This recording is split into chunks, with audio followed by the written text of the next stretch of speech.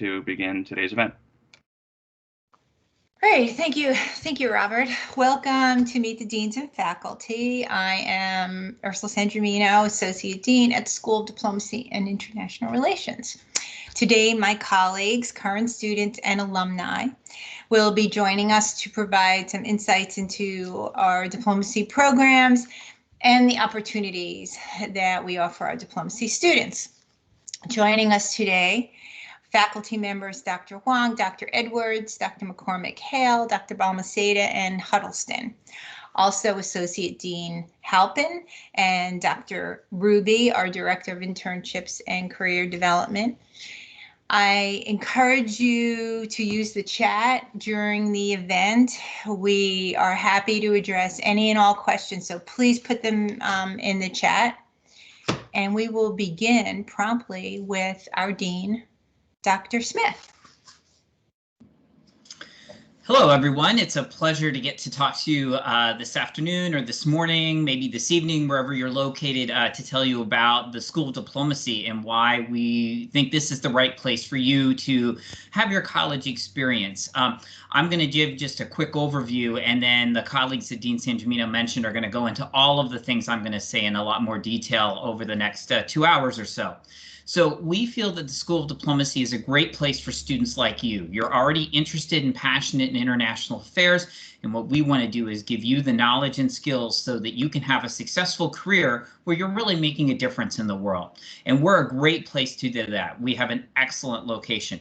Our main campus is in South Orange, New Jersey. It's just 14 miles from New York City, and all of the international diplomacy that takes place there around UN headquarters, around the missions and consulates, the many international agencies that are based there, and many civil society organizations that work in New York, multinational corporations. All of that is a 30-minute train ride from our main campus.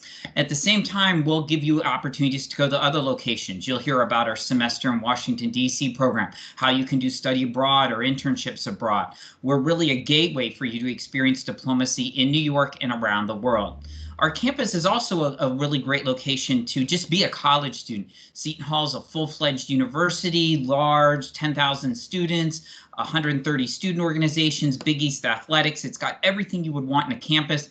But the School of Diplomacy is a small community. We have about 500 graduate and undergraduate students. Most of those are undergraduate students, and all of our faculty members that you'll meet today and the rest of our outstanding faculty really get to know our students in small classes. The diplomacy community really is the heart of the experience that you'll have with studying with us.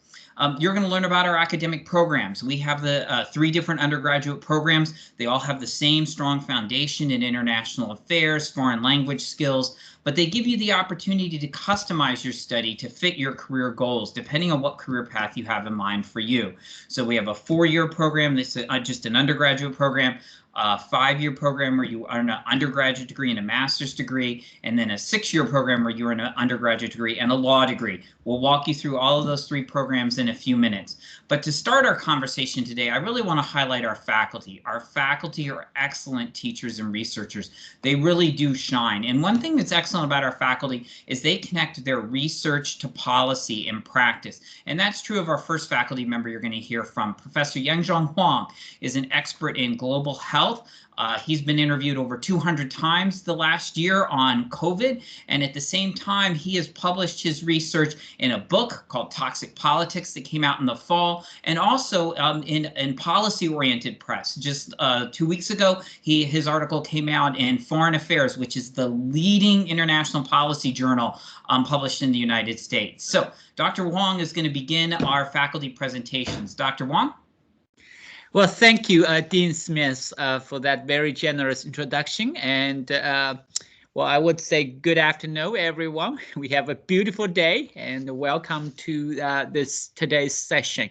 Again, my name is Yanzhong Huang. I'm a professor at the School of Diplomacy. I also am the director of the Center for Global Health Studies at the school, and I will I think post my email information on the chat box, but just to let you know, I teach undergraduate courses One of them is titled Global Health, Bioterrorism, and International Security. And another is titled U.S.-China Relations. So as you can tell, I have a bifurcated interest. Interest in global health issues, examining health issues from a foreign policy and national security perspective. But I'm also have a regional interest on China. Well, of course, sometimes with these two research agendas overlap. I think you probably will all be interesting topics about the pandemic. What will happen. Now we have a vaccine drive. This seems to be progressing very well, and it is expected to well, actually, we are expected to have a majority of the population vaccinated by the Independence Day. I think by that time we can claim, the United States has achieved a herd immunity. That I think it's very significant. Not just like symbolically, but also substantially, right? As far as the U.S. The international standing is concerned. Because we often talk about, when we are comparing United States with China in terms of the response to the pandemic, people talk about how China is successful, how the U.S. is a failure. In fact, if you follow the recent, just yesterday's high-level meeting between the United States and China, right? The Chinese top diplomats, didn't hide their, claim, that they are the final winner, right, in this competition, right? But I think it is still too early to claim China as the final winner. If we actually use the progress of achieving herd immunity as the measurement of the success, I think the United States, that will prove, it is a final winner in this war on the COVID. But the international reopening, that is going to start, I think, beginning this summer, will be a gradual and a rocky process, because this is the issue. For example, as far as international travel is concerned, is that you have like United States, UK, many countries in the OECD world, right, that basically have a majority of the population, right, vaccinated, but many low and middle income countries, they probably have just started, their vaccine rollout programs, right? So there's this issue, right? How to reopen this international travel, international trade with in a more sort of like coordinated way, that ideally you want the WHO, to coordinate, this international reopening.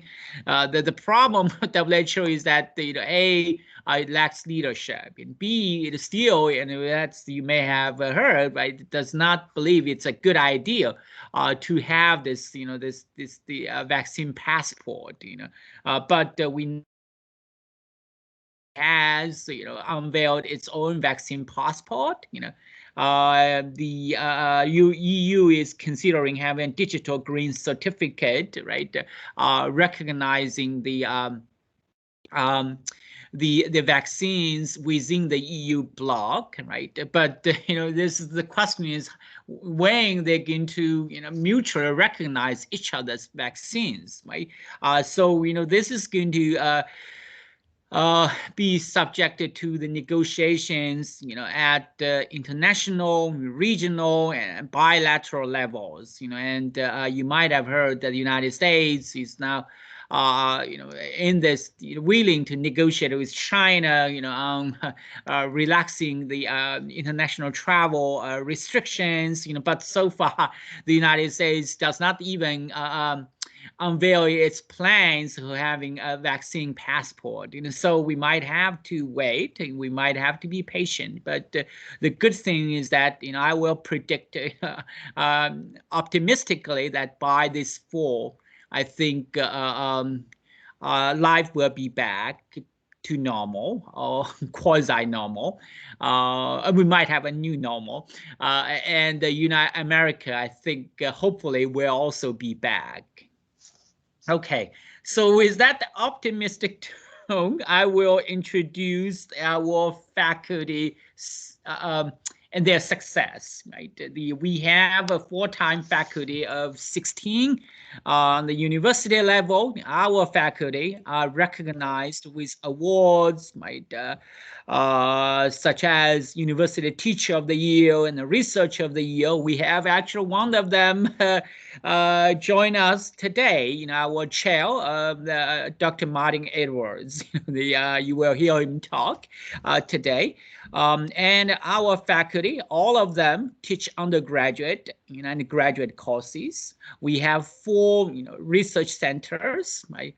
The Center for Global Health Studies, of which I'm the director, a Center for Foreign Policy Studies, which is led by Dr. Anne-Marie Murphy, Center for Peace and Conflict Studies, which is directed by Dr. Zheng Wang, and Center for UN and Global Governance Studies, which is directed by Father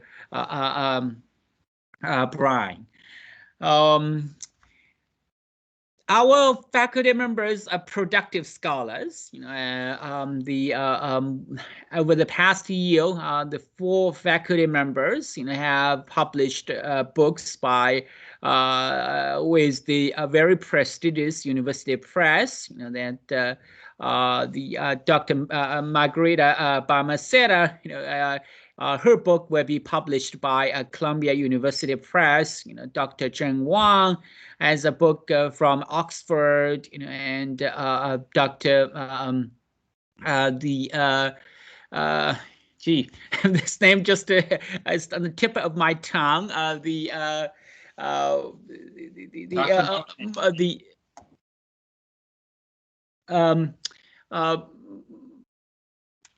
I'm sorry, but anyway, we have 2 more faculty members that will actually have books or will have books coming from Cambridge. Dr. Valmacera, in particular, right? You may, if you read her bio, this is a very substantial, active research agenda. With numerous research grants, accolades and awards. She's a leading scholar on Central and Eastern Europe, and you will also hear her speak with you. And I also like to point out that our faculty are not just the teachers and scholars, but are also practitioners in the field of diplomacy and international relations, right? The School of Diplomacy, the Center for Peace and Conflict Studies, experimenting with ways of promoting peace in the Middle East. I myself am writing a special report for the Council on Foreign Relations about the COVID-19 pandemic and China's global leadership. And in the meantime, I'm asked to co-chair a working group with the CSIS, the Commission on Strengthening American Health Security, that will advise the U.S. legislative and congressional and the executive branch on its policy on China. Okay, so I will now, I think, introduce the Dr. Fredeline McCormick-Hale. She has been, Dr. McCormick-Hale has been with the School of Diplomacy since 2008. She teaches courses in the Africa Specialization, as well as introductory courses in international relations. Her teaching and research interests include political development, gender, democratization, and the international aid community. Fredlin is also our online director. In 2020, the provost named her the university's 2019 Online Teacher of the Year. So without further ado, Fredlin.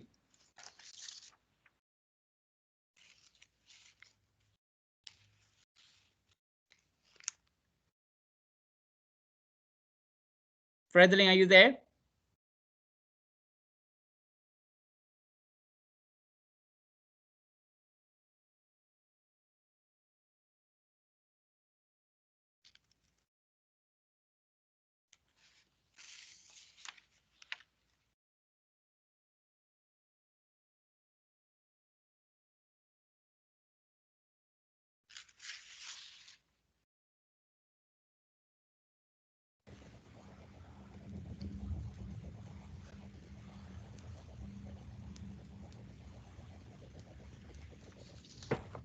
Well, hi everyone. My apologies. Can you all hear me? Good morning. Good morning. Good morning, all. My apologies for my technology glitch as you were introducing me as Director of Online Learning. Thank you for that kind introduction, Professor Wang. As was mentioned, I am Fredlin McCormack Hale. And as he also mentioned, my research focuses on women, politics, post-conflict reconstruction, as well as state strengthening. And I'm originally from Sierra Leone, and my research area, my regional specialization is West Africa, and specifically Sierra Leone. As was also mentioned, I am the Director of Online Learning. And so what I wanted to do today was just to talk to you a little bit about our programs, our online programs, and then briefly conclude with some of my research interests. So I just want to echo what others have said in welcoming you. Really looking forward to meeting you in person. And I echo the sentiments that I believe that this is a great place for you to study. And I hope when you come that you will count this as among the best years of your life. So as somebody teaching in the online specialization, I've taught in the classroom and outside of the classroom. At the undergraduate level, I have taught in the Intro to International Relations, as well as taught in the honors courses. And I've also, I'm working on a course on gender, race, and culture in international relations that will also be taught at the undergraduate level. In terms of online teaching, I know that initially, students have been expressed some concern and wonder, if I'm online, will I be able to engage with others? Will I be able to engage with faculty? And as somebody who's been doing this for several years now, and having spoken to faculty who pivoted to online or to remote learning in the pandemic, I want to reassure you that the School of Diplomacy is uniquely placed to offer excellent teaching across the board, be it fully asynchronous online, be it synchronous remote teaching, or in person. So you would be in good hands. We have professors who are alongside you in this process, who are equally vested in making sure that you have an excellent learning experience. And so when you think of online courses, there's two types. You have our traditional online classes, which are asynchronous, essentially meaning that you access material through Blackboard and through Teams, as we're doing now. Generally, there aren't live lectures, although there are opportunities for live lectures that professors can provide. You will have some faculty that will upload PowerPoints, and you can complete work at your own pace. So you interact with faculty, you interact with each other, but it's not necessarily in live time. And this is useful when you have people joining from all over the world who have different time zones. And this enables you to be able to conduct your work, to be able to study, to be able to engage at your own pace and in your own time. However, we also have high flex or remote courses, which is what we did during the pandemic, where the emphasis is on synchronous classes. And so for this, you had a set time to attend class, to listen to lectures, and to interact with fellow students. So we had some students for example, we had some students that were in the classroom. We had some students that were virtual, listening to professors, and we had some combination of both. But the emphasis there was actually having courses where you are engaging synchronously. So everybody signs in at the same time and listens to the professor, listens to each other, has breakout sessions, as we will likely be doing here also. So I want you just to sum this discussion is that there is mentorship, there's collaboration with professors, be it asynchronous or synchronous. You would be part of a vibrant student community, reaching out to professors at any time, reaching out to each other at any time, and being able to engage in a productive and an engaging experience. So with the remote teaching and the asynchronous teaching, we have software such as Blackboard and Microsoft Teams that enables for the seamless communication.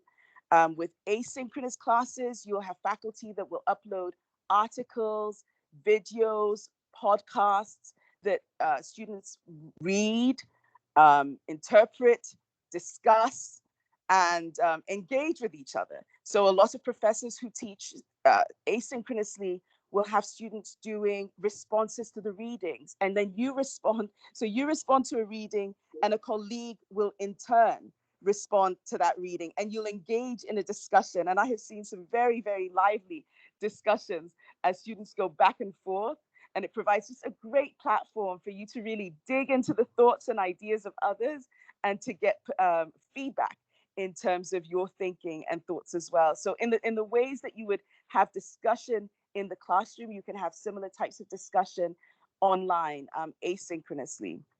You can also have that synchronously, where professors will put students in chat groups and you can discuss issues and topics in small groups, and then come back to the big group and debrief, and then have the professor communicate on that. So a fear, I think, that, as I mentioned, is that students will believe that this could be isolating, but I found out just through discussing with students and discussing with faculty as well, that that's not, has not been the experience. You can have not just conversations with each other, but faculty go out of their way to be very available. So you have meetings on Teams, meetings through Skype or email. Faculty hold virtual office hours, but you can also set up appointments with them even outside of those office hours. So there's extensive support, both at the faculty level with your peers, but also in terms of library and access to materials from the library. And there will be some discussion on that today. I would encourage you, not necessarily just limiting yourself to this conversation on online and asynchronous. I encourage you to reach out to your professors at all times. The School of Diplomacy has professors that are invested in your success, and they are ready and happy to schedule one-on-one discussions with you at mutually convenient times to speak about your coursework, but also in terms of, I've had students contact me who are interested in internships or interested in a career path, and I'm happy, and not just myself, but my fellow faculty members are eager to speak with students on all of these issues. And then just, I'll quickly talk a little bit about my work. I'm a firm believer in straddling the bridge between research and policy. And so my work is very much work that tries to bridge that gap.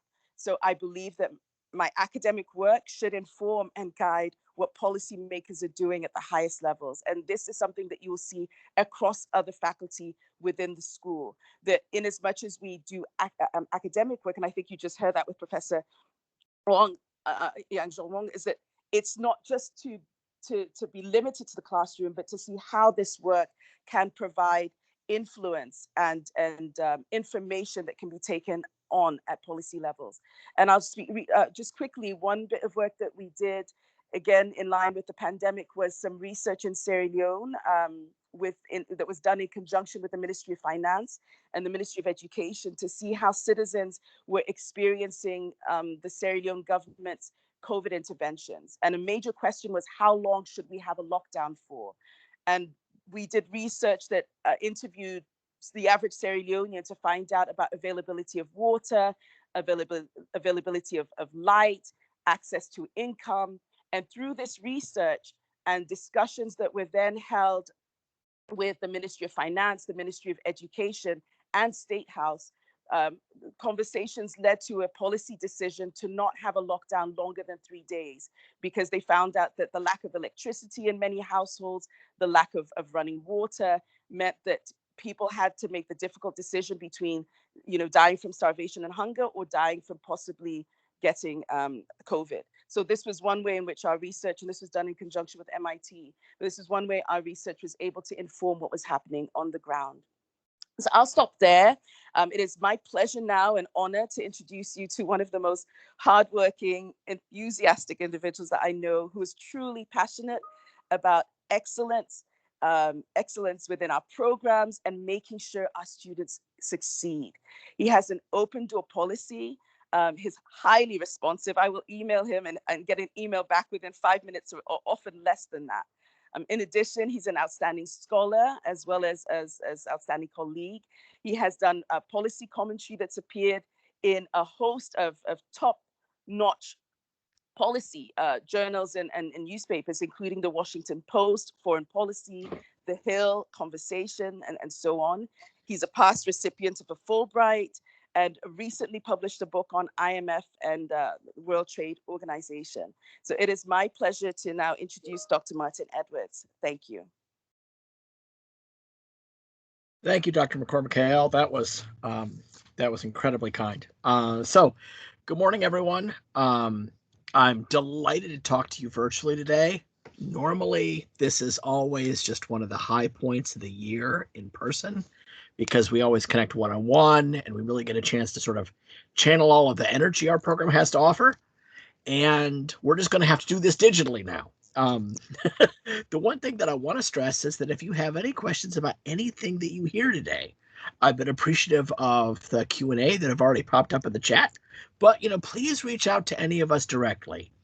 My email address, as all of us are, is firstname.lastname@shu.edu. So it's martin.edwards@shu.edu.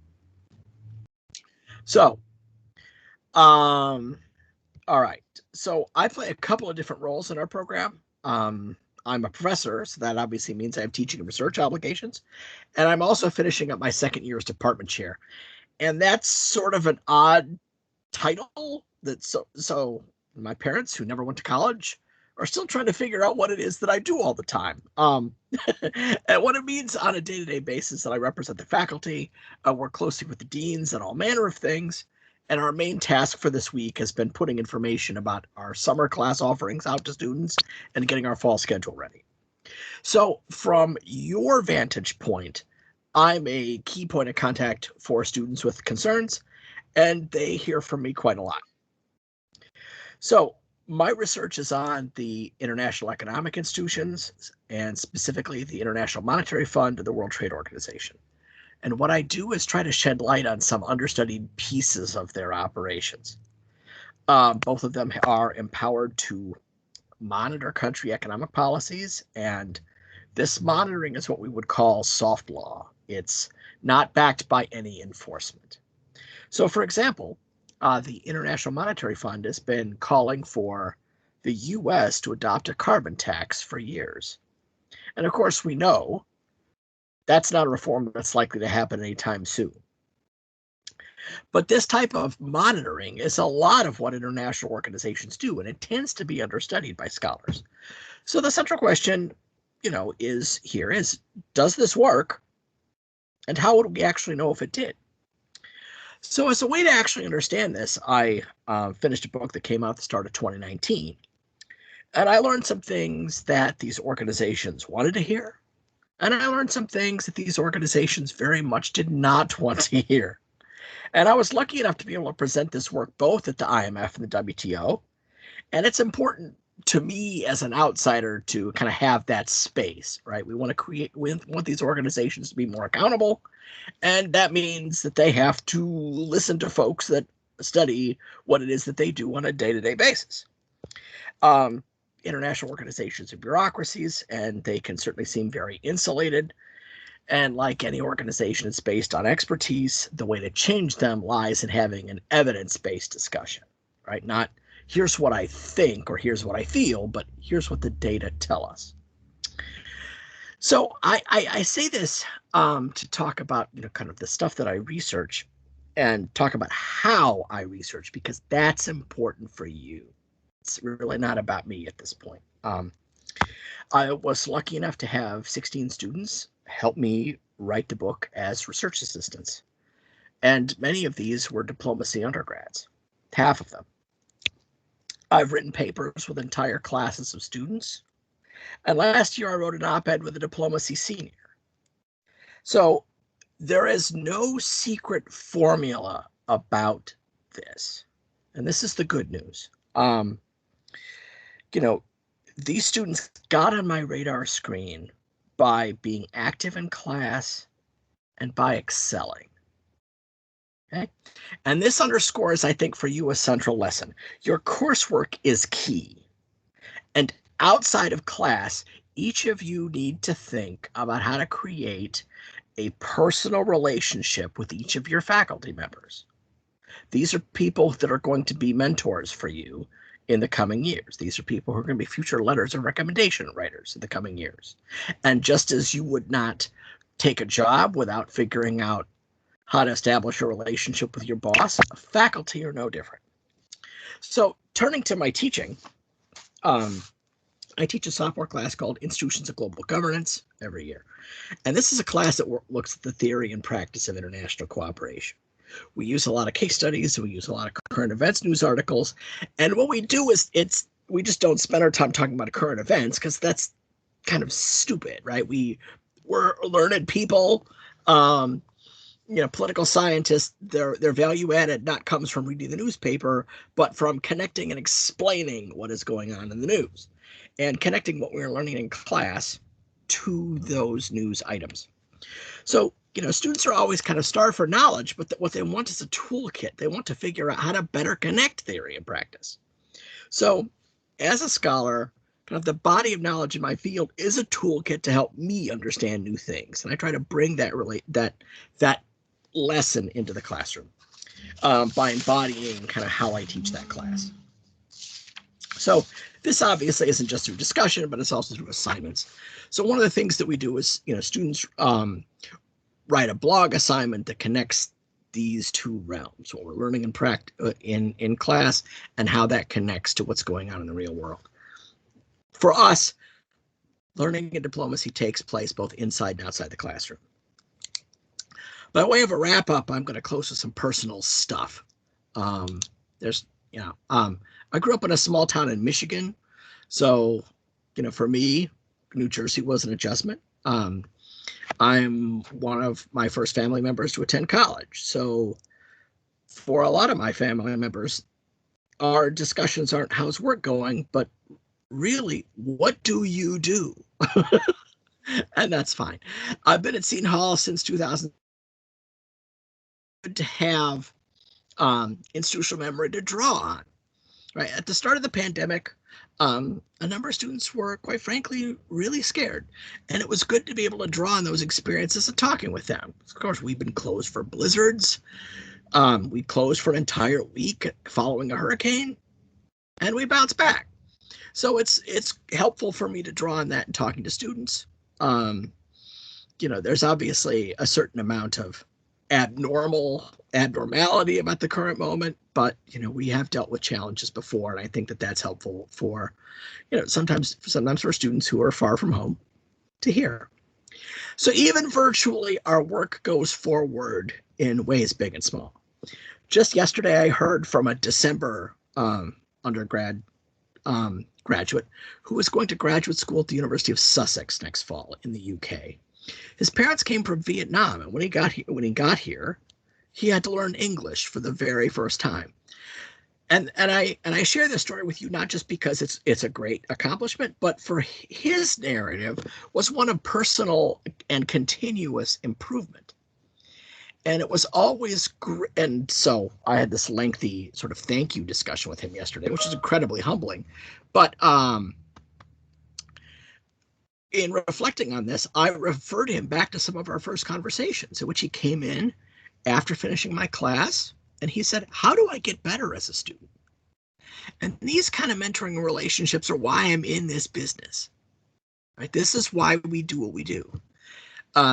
Even though our medium of contact is, of course, different, you know, we talk through this goofy screen, our work with hundreds of our students continues to go forward on a daily basis. So the last thing I want to leave you with is a number, and that number is 671.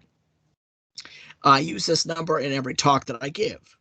I update this number for every talk that I give. And this number is the total number of student letters of recommendation that I've written since I've joined diplomacy in 2006. That's my legacy here. It's not going to be, oh, you know, he led great meetings, or, you know, he sort of made odd references to Tarantino movies. That's my legacy. You're listening to what we say, and you want to understand one thing. You want to answer one question. Is diplomacy a place where I can excel? Is this a place where I can be supported? And folks, you already know the answer to this question. Here's my question to you. What's your story going to be here? How are you going to be using your accomplishments as part of that bigger narrative 5 years from now? You may or may not have seen my Twitter feed, but I use a consistent hashtag in it, and that is one student at a time. I use that for one reason, folks. That's how we work. So I hope to be talking to you further. If you have questions, please ask. I look forward to welcoming you to our program in the fall. So what I'd like to do now is be quiet and hand the mic to somebody else. And so I'd like to refer you to one of our founding faculty, Professor Margarita Valmacera. She's currently on sabbatical, so we're going to welcome her back to the fold in the fall. And she has a really amazing title right now while she's on sabbatical. She is holding the Petro Jasic Distinguished Fellow in Ukrainian Studies at Harvard. And as Dr. Wong said, her book on Russian energy chains is coming out in May. So, Dr. Valmacera, good morning. The floor is yours. Thank you very much. I hope you can hear me. It is really a pleasure to be connecting not only with my colleagues, but with, I hope, many of my future students. And I want to emphasize to you that this is really the perfect moment to channel your energy into our great program in diplomacy, because we as a country, the US, we are coming back into the world. We are re-engaging, and we are going to need top-level minds to help us in that re-engagement. Not only today, but in 4 years, 5 years. New opportunities are going to be emerging every day as we speak. Opportunities for summer internships, for projects, for shared research initiatives with faculty and outside of the school. So I think this is really a very exciting moment for you, but also for us, because for us as educators, your success is very important for our success and for our fulfillment. So welcome again. My name is Margarita Valmacera. I was born in Argentina, grew up in Puerto Rico. I'm a proud Latina, perhaps not wise, but at least proud. And here at the School of Diplomacy, I lead the Europe specialization at our school. I'm going to start by telling you a little bit about my research, because that's going to give you a lot of understanding about what I can bring to you, how I can contribute to your finding your story, as Dr. Edwards mentioned, and to you finding your passion, which is something very key in terms of your undergraduate experience, and also is going to connect to what I teach, because in my view, research and teaching are all very much related. So, like many of you, I became really excited and interested about number of countries when I was a teenager, when I was in high school. In my case, it was the Soviet Union, Russia. I'm not going to tell you whether it was the Soviet Union then or whether it was Russia then, because I don't want you to guess my age. But let me simply say that I became so absorbed in this quest that by age 16, I thought I was fluent in Russian. I'm not sure I was really fluent then, but I dreamed and lived in Russian. It happened at the same time as I came into the US. So my life is the life of a passion that has evolved and grown through the years. And a lot of that growth, a lot of the way that youthful interest I had in Russia and the Soviet Union as a teenager has developed into a real career and into real solid work is through the support, help, and inspiration I have received at the School of Diplomacy, very importantly, from my students as well. So in a nutshell, my research has always been about finding the connection between domestic and foreign policies in the former Soviet world, but not the easy way. The easy way in which people have looked at the former Soviet Union has been by looking at all kinds of relationships simply from the perspective of Moscow. Moscow this, Moscow that. Many scholars in the US study our relations with Russia, relations within former Soviet states, from the perspective of Russia, and many of them, in fact, not even using Russian materials, but simply using materials in English.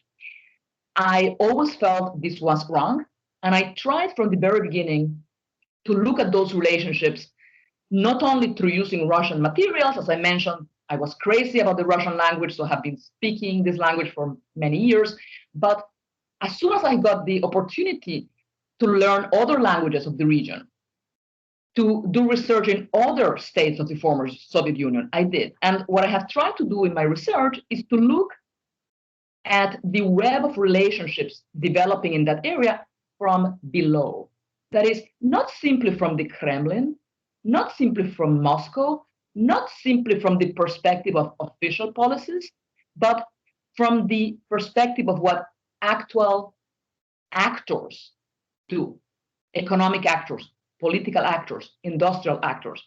And one way to do this, and actors not only in Russia, but in Belarus, in Ukraine, in the Baltic states, in Central Europe.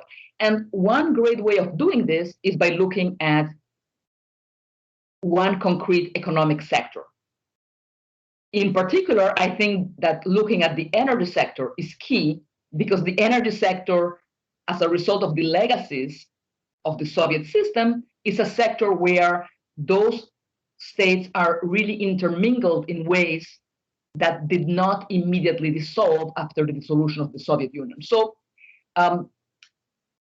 I started to research the role of energy in the connections between these states, but again, not by looking at official policies, but by looking at the real actions of actors in those countries using materials in those languages. I wrote a book on energy corruption in Ukraine, which I'm sure made me a lot of enemies. Fortunately, I have a good bodyguard. I wrote a book about how different political systems in former Soviet states affected the way those states dealt with their energy dependency on Russia. I wrote a third book on how looking at energy relations may actually change the way you look at the way, quote unquote, client states relate to their quote unquote patron states, looking at the case of Belarus. And all of this is very difficult. It has taken a lot of time. But I love learning. That's the key point here. For me, being a professor is being a student. I love to study, I love to learn, and teaching is just another opportunity of connecting learning and research. The book that was mentioned previously, which is coming out at the end of April, is a continuation of that learning. And it's my attempt to actually not simply talk about energy politics, but to understand how the physical characteristics of different types of energy, the way those molecules work, or even the way those molecules exist in a physical way affects their role in international relations. To write that book, which took me 7 years to write, I had to learn a lot about many things I never thought I could wrap my head around. And the point is that when you will take courses with me, you will be not only being part of this joint learning, but also hopefully discovering your own passions, what is going to drive you to learn. And a lot of your experience at the School of Diplomacy is going to be exactly about that. Finding your passion, nourishing your passion, and finding mentors that will help you develop that passion in ways that are exciting, in ways that will be sustainable for you, and in ways that will open new opportunities for you. Let me simply mention very briefly some of the courses I regularly teach at the school. I teach a freshman/sophomore course on ethnopolitical landscape, which is a broad overview of ethnopolitical relations in several continents. I teach several courses on, surprise, surprise, the former Soviet Union. I teach 4185, the politics of Russia and Eastern Europe. I teach 4193, the foreign policies of the post-Soviet states. These courses are fun because I don't teach them in a traditional way. If you take one of my courses on the former Soviet Union, you will be actually working with materials in many different languages that you didn't even know perhaps existed. That will not affect your grade, but you will be learning how to use nonverbal cues and clues to understand the cultural underpinnings of politics and foreign policy in that area. I also teach one of my favorite courses, 4101, the Senior Research Project, where you, as a senior, with the support of one of our faculty members, in this case, me, as I will be teaching this course in the fall, develop an original research project and carry it to completion. I love teaching that course because my own story, even when I have written 4 books and many more articles, is a story of being humbled by how difficult it is sometimes to put your ideas into paper, how difficult it is to find a good, workable research question. And when I work with you on your senior research project, I can share with you my experience about how to overcome that mental block, how to find questions that are workable, and how to make sure that you don't get bogged down in any kind of negative dynamics when you feel that you cannot write. Many of those senior research projects have been the beginning of many interesting adventures in international relations, including Fulbright fellowships that I have mentored, including internship opportunities. So it is a really exciting experience. You are going to be a freshman next year. That's 3 or 4 years down the road, but think about it as a capstone that can really be very helpful for your for bringing together that passion. And I am very delighted to be able to support you in that process. I would like to wrap up for a moment now. Please feel free to contact me, and we can always chat on Teams or Zoom or by phone. If you have any interest in the former Soviet Union or in energy or in commodities, steel, metals, I'll be very happy to talk to you.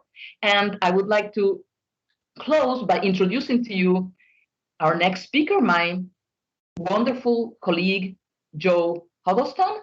He is an assistant professor at the School of Diplomacy. He joined us 3 years ago, I believe. And you will find in him a very interesting combination between somebody who is very gifted and very interested in teaching research methods, which I have to say is not an easy subject to teach.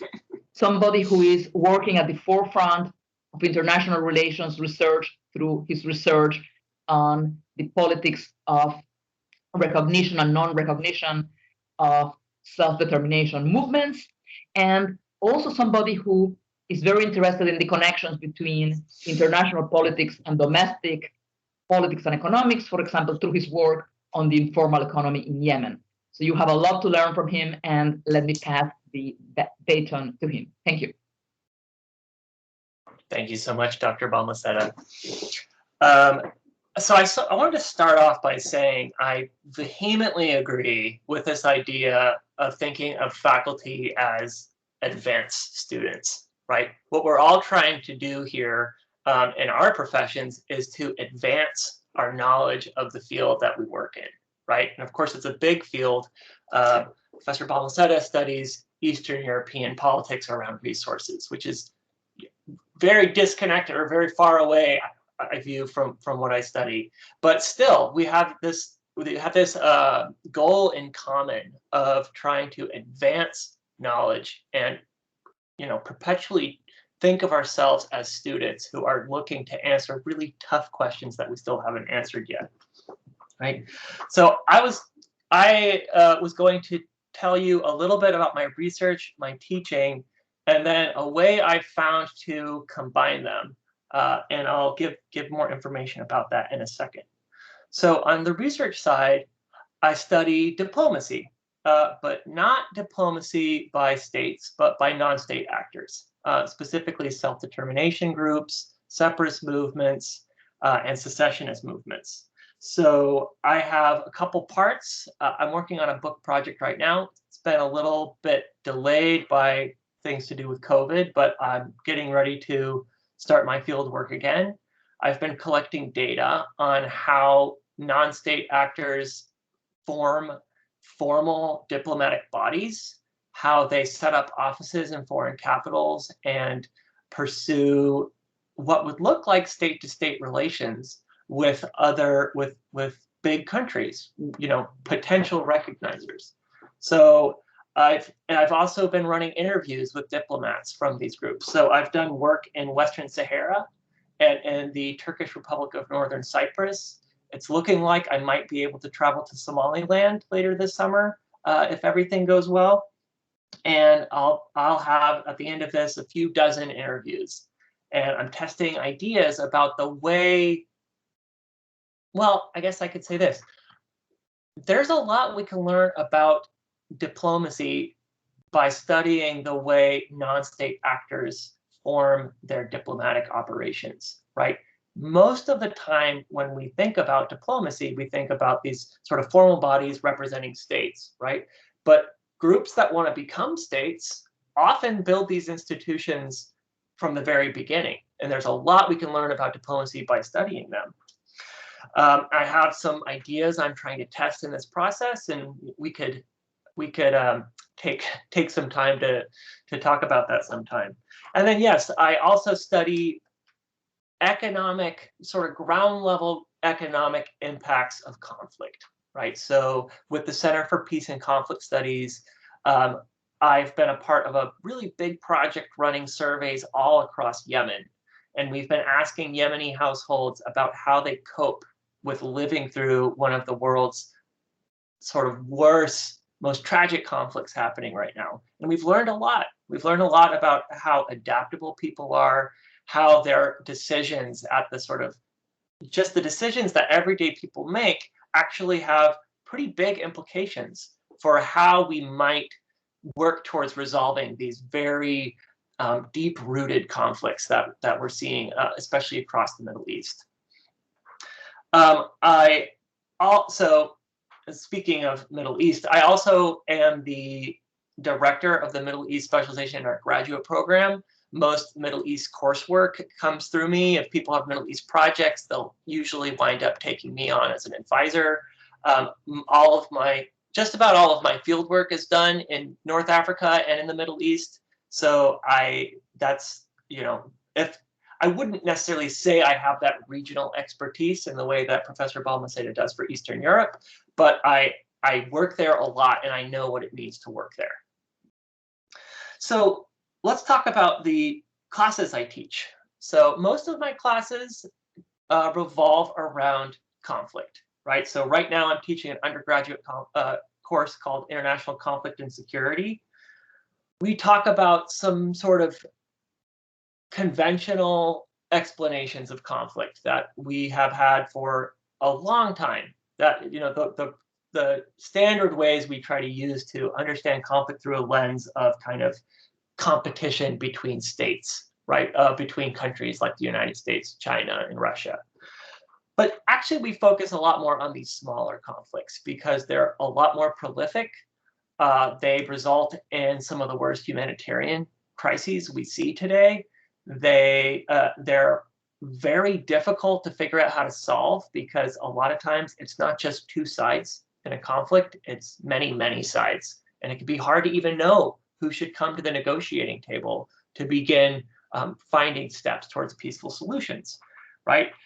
So we also talk about things like, we also learn about things like nationalism and sort of how nationalist movements are often involved in conflict. And ultimately, our goal in these courses is to understand today's conflicts as well as possible so that we can also understand how we can use policy interventions to try to end conflicts and prevent them from happening in the first place. As Professor Valmacera mentioned, I also teach all of our research design courses. Well, I guess we do have other professors who teach them, but generally I'm the one who is in charge of those courses. So this is an opportunity to tell you that I'm crazy about research. It is learning the process of research in social sciences changed my life. And that's really not an overstatement. When I started as an undergrad and first sort of learned how difficult it is to unravel the causes of human behavior and government behavior. And it just presented me with this sort of topic where it's just full of really challenging, fun puzzles. You know, how do we find a good research question? How do we figure out ways that we can take that research question and develop a strategy for answering it, right? And we're dealing with people, right? We can't do what other scientists do, which is set up a lab and have really cleanly designed experiments where we can know that we caused something. No, we have to deal with human behavior, and it's one of the most complicated things to study, right? Humans are unpredictable. So it gives us these tremendous puzzles, and I think it's really a fun topic to take on, and I always have a lot of fun working with students on developing their strategies to try to ask and answer sticky questions about human behavior.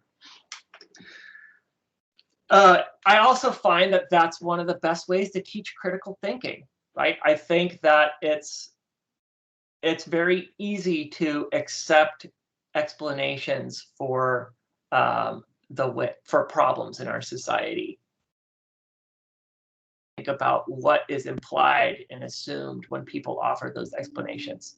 Guess what? You can't just take people's assumptions when you're trying to answer research questions and actually find the true cause of something or the true place where you can intervene and sort of improve societal problems. No, you have to think critically at every step, even assumptions that you hold dearly, even things that people around you believe a lot, you have to question those, right? So I think it's a really great avenue for practicing critical thinking.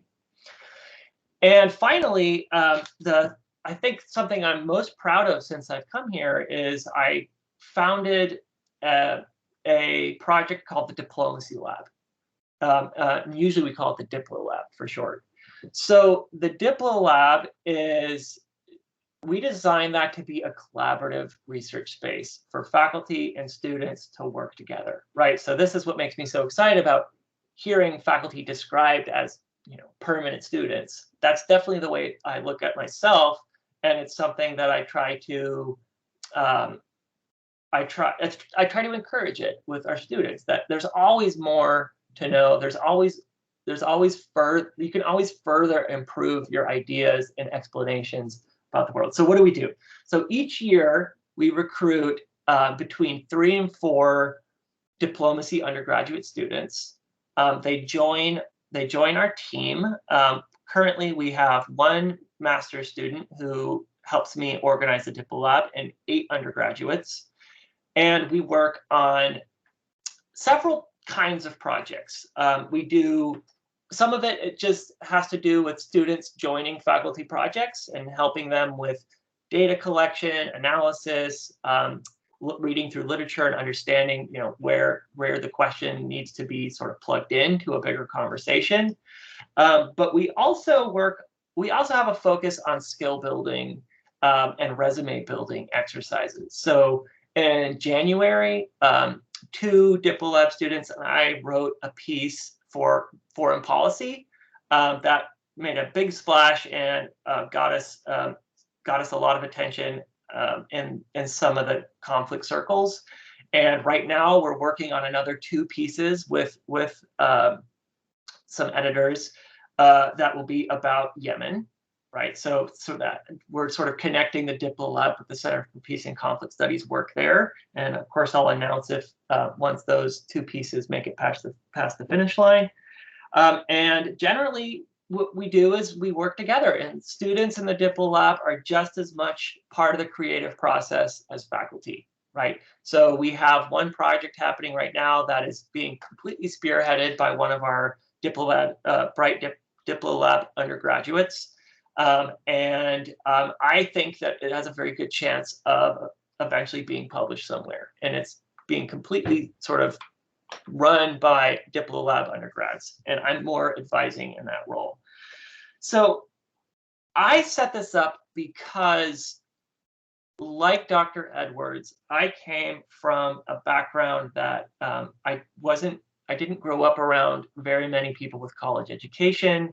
I didn't really know anything about higher ed, about research, about any of the things that that we've discussed today. But when I did start my undergraduate experience, I had a few faculty sort of recruit me to work with them on research, and it really opened my eyes to this this profession of creating knowledge, right? And I was hooked. So that's why I got a PhD, and that's why I'm doing what I'm doing now. So I really have a focus on creating those opportunities for our diplomacy students here, simply because it's possible.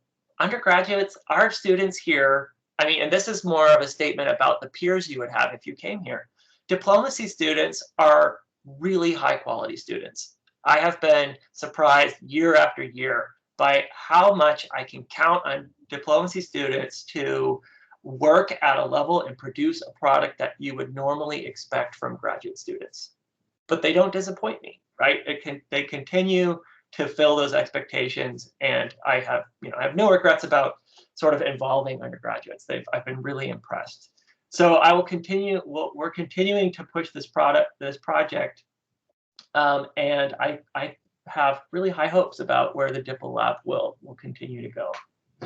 I'll wrap it up there, and I'll post in the chat here a second. I'll answer some questions that are coming up, and I'll post my email and a link to the DiploLab. But in the meantime, let me reintroduce our dean, Dean Courtney Smith. Not only is he an excellent dean, but he also is an esteemed researcher and teacher both. He's interviewed hundreds of United Nations staffers. He's been an integral part of connecting the school diplomacy to the United Nations, which, as you know, is only a few miles from us. He's written books. He continues to teach courses on the United Nations and works very hard to keep a strong working relationship between our school and the UN. And that creates all kinds of opportunities for our students. So without further delay, please take it away, Dean Smith. Thank you, Joey, and thank you all of our faculty members for sharing your insights, your expertise. Every time I hear our faculty speak, I learn something new. So a couple of them were highlighting, professors as permanent students. That's certainly true for deans as well. It's really great to be surrounded by colleagues where we can learn something new every time we engage in a conversation or attend an event like this. I want to start talking about our students, but before I do that, thank you for posting all the questions in the chat, and thank you to colleagues for answering them. There were just 2 questions I wanted to just say one additional thing on that's hard to articulate in a little chat box. Someone asked about summer classes, and the key thing, we do offer some classes in the summer. I just want to make sure everybody's aware that summer classes are not required in any of the curriculums we offer. Summer classes are not part of the regular tuition, and as a result, we don't require them. Instead, we offer the summer classes just as a service to those students who may need them for whatever reason, but they are not required. So I just want to highlight that. The second thing is that there were some questions about what our goal, our intent is in terms of instructional format in the fall.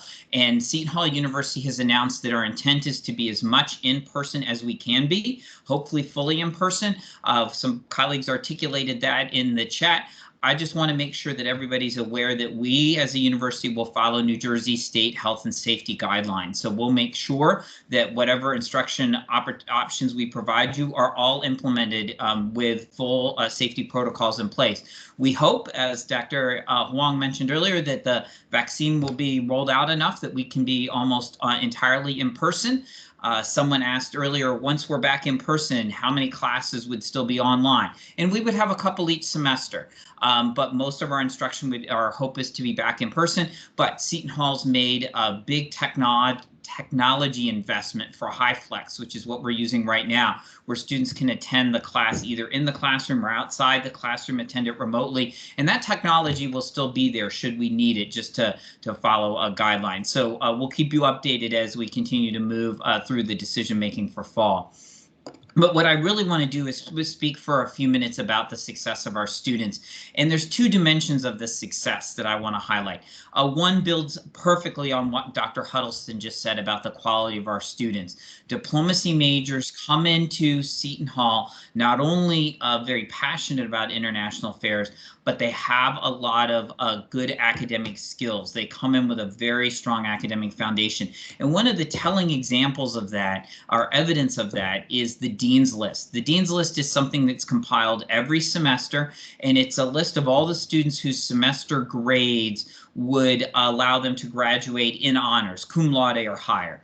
And we generally have over 50% of our students on the Dean's List, but I just want to make sure you're looking at the numbers there. In the last semester, fall 2020, that number was 62%, okay? Over 60% of the students in our undergraduate program are earning academic honors in the fall. And that's not just in their diplomacy courses, that's in all of the coursework that they're doing on campus. They're excelling like that. So our students are truly remarkable. They're very popular in diplomacy classes, and among faculty members from other departments really like having diplomacy students in their classes.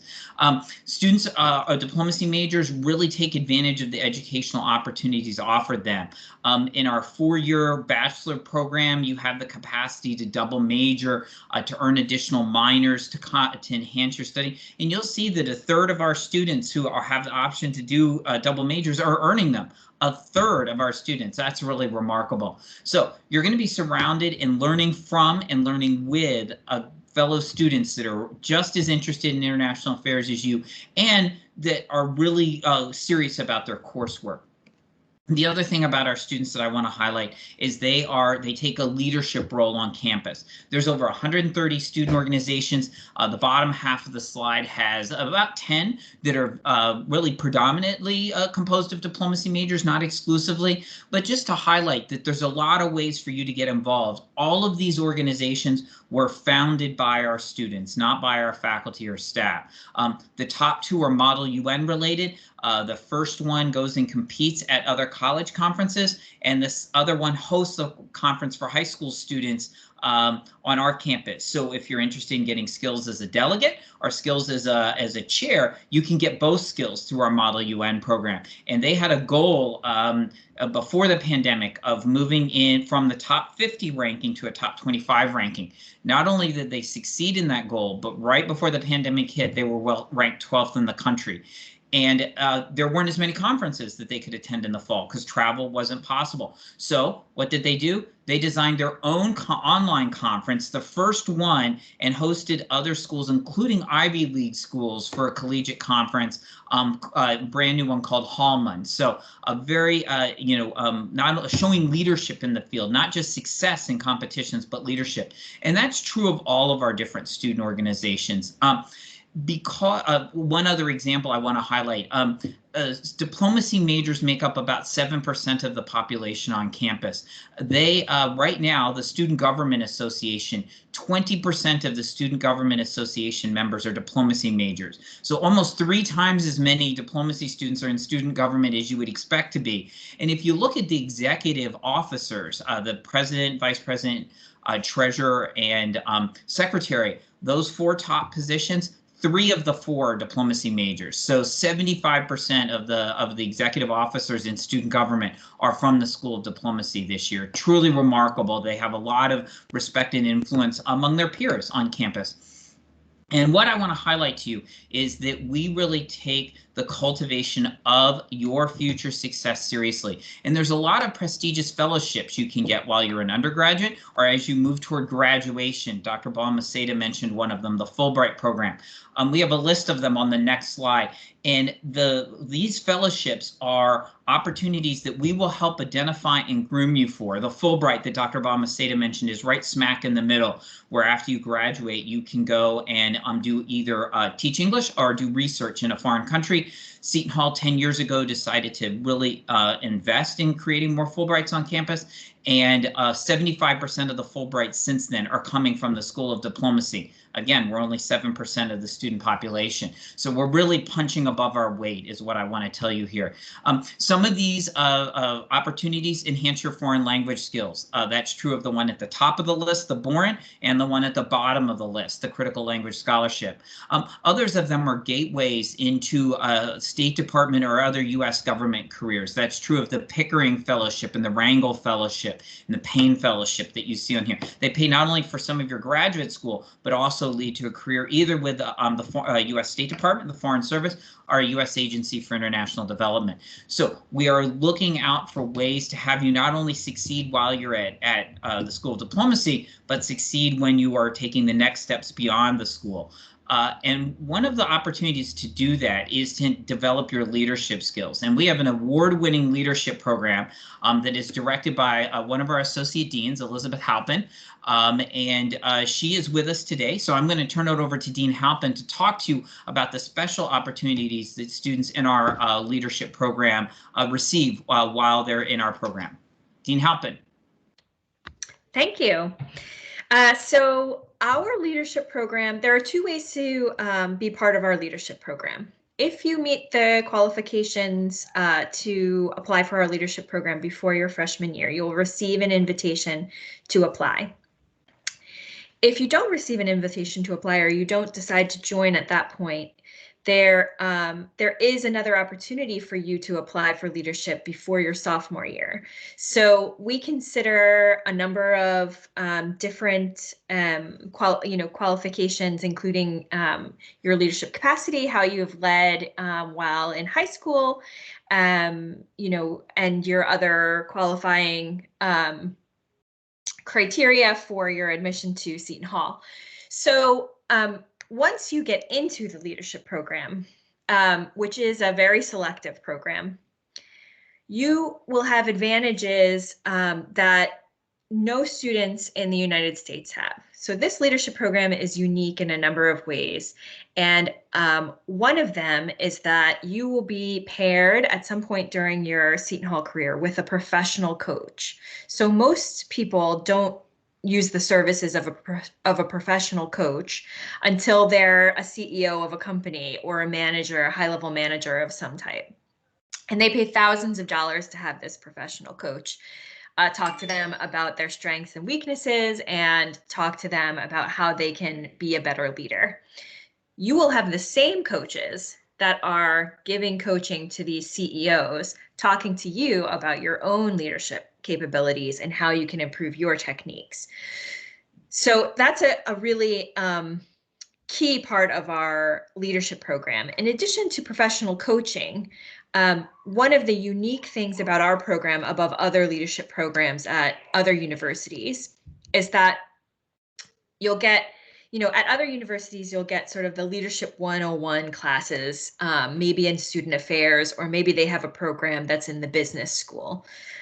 No other programs that we're aware of, no other international affairs programs that we're aware of have a distinct leadership development program within them. So at Seton Hall, you not only get the Leadership 101 that you might get from, from a student affairs program, but you also get discipline-specific leadership development programming. So you're going to be in a classroom with students from other disciplines, learning about how to be a leader. And then you're going to also have cohort activities with just other diplomacy students, learning about what it means to be a leader in diplomacy and international affairs. So, whether or not you do the leadership program, you'll get the opportunity at the School of Diplomacy to learn about leadership through speaker events and through workshops and professional development in your classroom, learning public speaking techniques and things like that, writing skills, all of those things that help you to be a leader. But in the leadership program itself, you'll be able to personally reflect on how you apply those learnings that you're doing all over the university and all of these other activities. And then, you experiment and test out those skills and build them in an individual and in team settings. So it's a practical program where you learn these, the lessons in the 101, and then you apply them through team projects, through initiatives. The leadership program has several initiatives that you can be a part of and that you can lead, including a leadership podcast where our students interview impressive leaders in all fields. Other initiatives, including a diversity and inclusion initiative that's providing content to students across the university. So there are a lot of opportunities that you'll get through the leadership program that are exclusive to leadership students.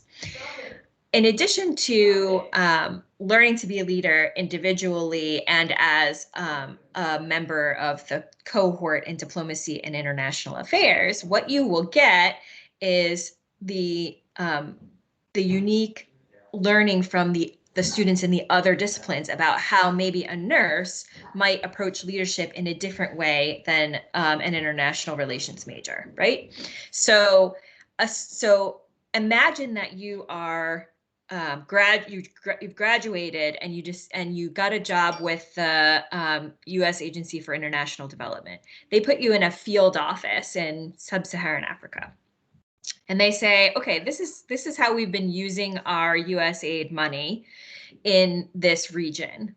We want you to do an audit of how this money is being used for humanitarian aid and other things, and tell us how we could more effectively and efficiently use this money. So what are you going to do at that point? You're going to go and you're going to speak to the leaders of the hospital system, and you're going to speak to the leaders in education, and you're going to speak to the leaders of the corporate social philanthropy wings of different corporations that are working in that region. And you're going to talk to them about what the challenges are, how they're using U.S. aid, how they're managing through the challenges of the region. And you're going to have an advantage over the other people in your peer group because they're only going to know how to approach leadership from an international affairs standpoint. But you're going to have the advantage of knowing what it is to be a leader in all of these other fields and how they might be approaching things differently, how they might be seeing a problem differently. And you're also going to have a network of people who are leaders in these fields that you've built, the network that you've built at Seton Hall among the leadership program that you can reach out to and say, I spoke to someone and he had this problem, but I didn't really understand how, what he was saying or how he was seeing it. And you'll be able to gain that extra learning and knowledge that sometimes hinders our progress in certain areas because we only see it from our own perspective. So that's why I think the leadership program is unique and impressive, and I would love for you to check us out. We have a lot of information on the web that I will share with you in the chat, and I'd be happy to answer any questions that you have about that in the chat. So right now, I'm going to pass this over to our Associate Dean, Ursula Sangiamino, to continue the presentation. Thank you so much. Take care. Thank you very much, Dean Halpin. If you've attended our information sessions, you know, and you might have some insight into our programs. However, it's extremely important that I review our outstanding academic programs and our program requirements. So I'd like to start with the foreign language. All diplomacy majors are required to have proficiency in at least one foreign language. Now, what is advanced proficiency? Advanced proficiency is 3 to 6 credits beyond Advanced 2. Students who complete 18 credits beyond an intermediate level will qualify for a minor. What are the languages offered at Seton Hall University? We have Arabic, Chinese, Spanish, French, Italian, German, Japanese, and Russian. You can start a new foreign language as a freshman and meet our foreign language proficiency requirement, or you can complete a language from high school, foreign language that you started in high school. You have an option to double major in minor languages, which means you would finish the foreign language that you started in high school and you can start a new one, and many diplomacy students take advantage of that double major. Study seminars. The School of Diplomacy offers faculty-led intensive study seminars during the spring break or the summer break. The slide lists some of our recent study seminars. These are 3-credit courses, and the way they're structured is students prepare in advance. They do all the readings, all their assignments, all their research, and then they have this great opportunity to apply what they have learned during the actual seminar. So whether they go abroad and you attend meetings with foreign or U.S. government officials, or you visit NGOs or private sector corporations, you are learning how to apply, okay, the application of what you have learned. Dr. Smith, our dean, runs the UN Intensive Study Seminar. You would have the opportunity to be in Manhattan and meet with UN officials and engage them and really be at the center of all this really exciting, this activity, international relations activity. Study abroad. Study abroad is not required, and I have a number of students who ask me about this. However, what we want is every diplomacy student to have experience in the international arena. So whether it's through experiential education and internship, or study seminars, or third-party study abroad programs, which you can do a semester abroad. We want you to experience one of them, okay? If you're interested in a semester abroad, the university has an office of international programs. They would give you suggestions. They also will tell you the universities that are accredited. We review each and every request individually. And we also suggest that you use this opportunity, if you're looking to go abroad, to work on your foreign language study. So during the summer, you can, probably, I guess, receive 6 to 9 credits towards your foreign language study or international relations. And during a semester, between 12 and 15 credits are fairly standard. So again, it is not required, but we will work with you to make sure that you get that experience as well.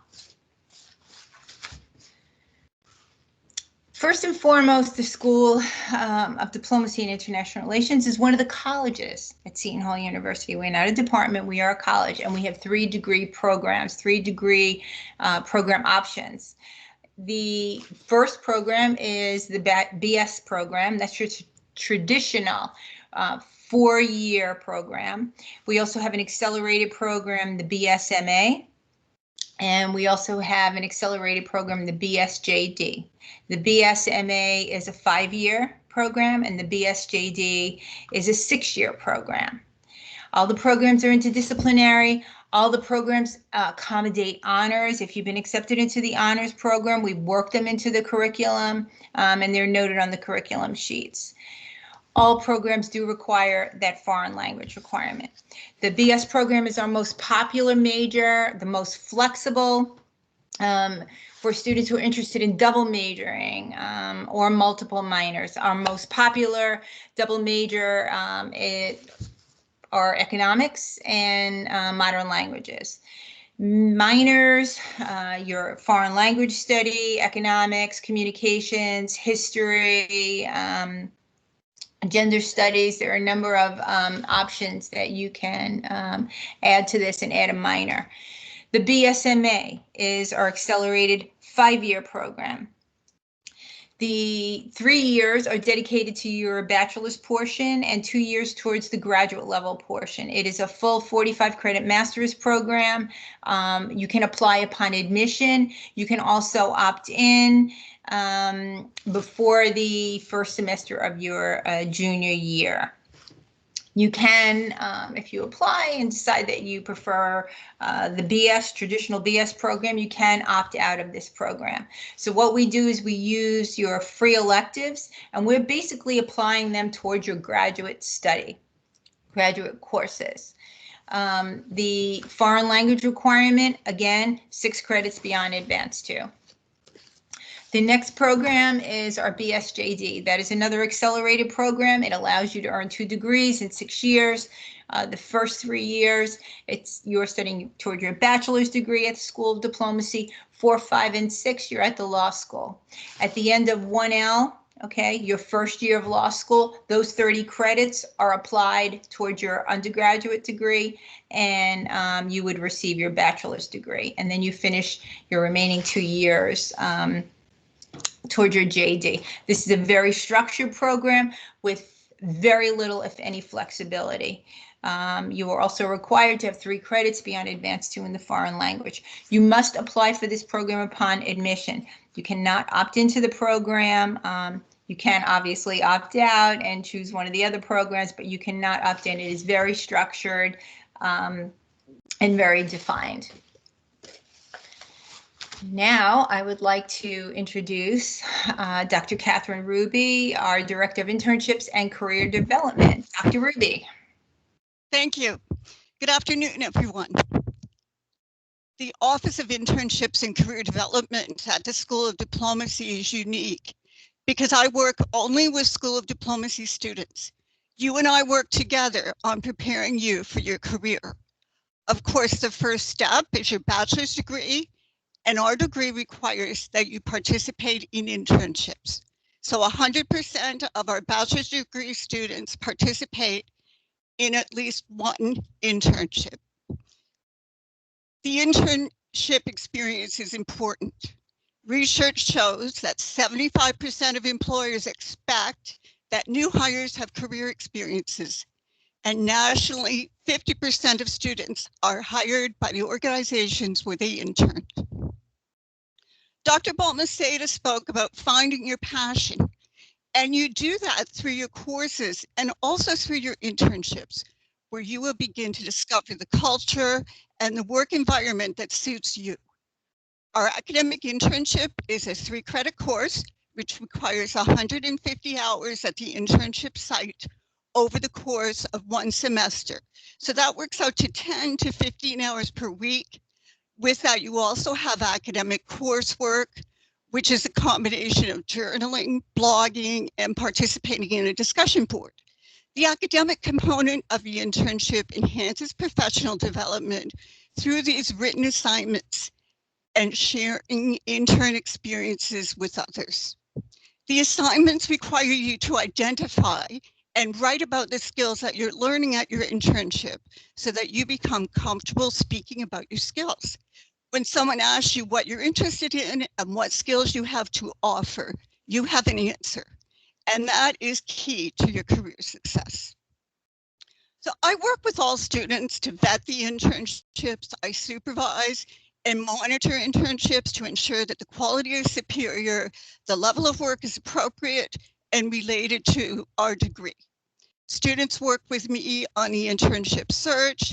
We discuss options based on your interests. We develop a target list of internships, and we work on written materials required in the internship search. So much of my work with students begins before the academic internship in career development exercises, including resume review and cover letter writing, mock interviewing, and learning about opportunities in the field. To prepare for the internship, freshmen and sophomore students develop and write a resume and focus on cover letter writing. This is the time to get involved with campus clubs and activities and take leadership positions there. Do volunteer work. These activities develop skills required for internships. Junior and senior level students participate in the academic internship. During the semester of the internship, students leave 2 days per week open when scheduling classes.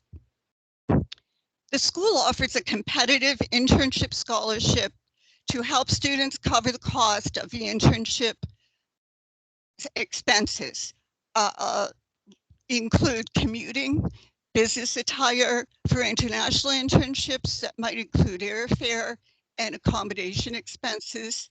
To be eligible to apply for the internship scholarship, students must attend 4 career development sessions prior to the semester of the internship.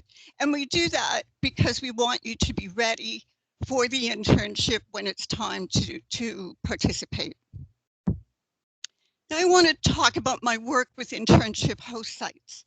And this slide lists some of the organizations where diplomacy students intern. Students learn about internship opportunities on College Central, which is the school's web-based internship/employment website. In 2019-20, 637 internships were posted to College Central and promoted to diplomacy students in 18 internship opportunity emails that go out every other week. My outreach to internship host sites is based on current student interests, and we are constantly updating the database. I have help with this from faculty who provide leads for internships, and our alumni, our board of overseers, deans, and friends of the school. So notable last year, just name a few here, the FBI internship program, the US Department of Commerce, the Middle East Policy Council, Human Rights Watch, the International Rescue Committee, the Council on Foreign Relations, which is a think tank in New York City, and the US State Department. Also popular are missions to the United Nations and congressional offices. If you would like to learn more about our students' experiences at their internships, see the Practicing Diplomacy blog on shu.edu. And maybe Mohammed, would you drop that into the chat line? Students do well at internship host sites. Each intern submits an assessment written by their supervisor at the end of the internship period. 95% of our interns are rated very good or excellent by the internship host site. And we have students who will be speaking today after my section. We also offer a semester in Washington, D.C. program. So students may study and intern during a fall or spring semester at the School Center in Washington, D.C. Our courses are offered at the UN Foundation, which is at 1750 Pennsylvania Avenue, the heart of the D.C. Capitol. So internships in Washington are full-time internships. Therefore, students are at the internship Monday to Thursday from 9 to 5, and then you take classes on Fridays from 9 to 4. The school's professor of professional practice in Washington is Dr. John Walser, a former U.S. Foreign Service officer to several Latin American countries and a fellow at the Heritage Foundation. He's really a Washington insider.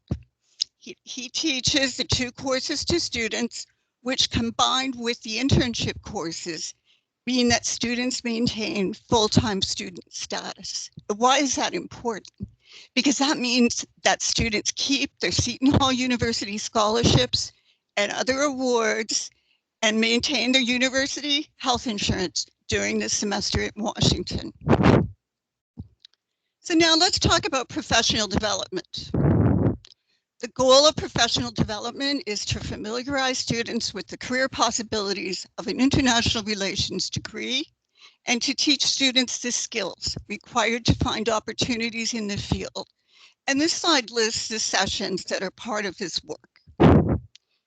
We are working with you to help you answer the questions that you need to think about.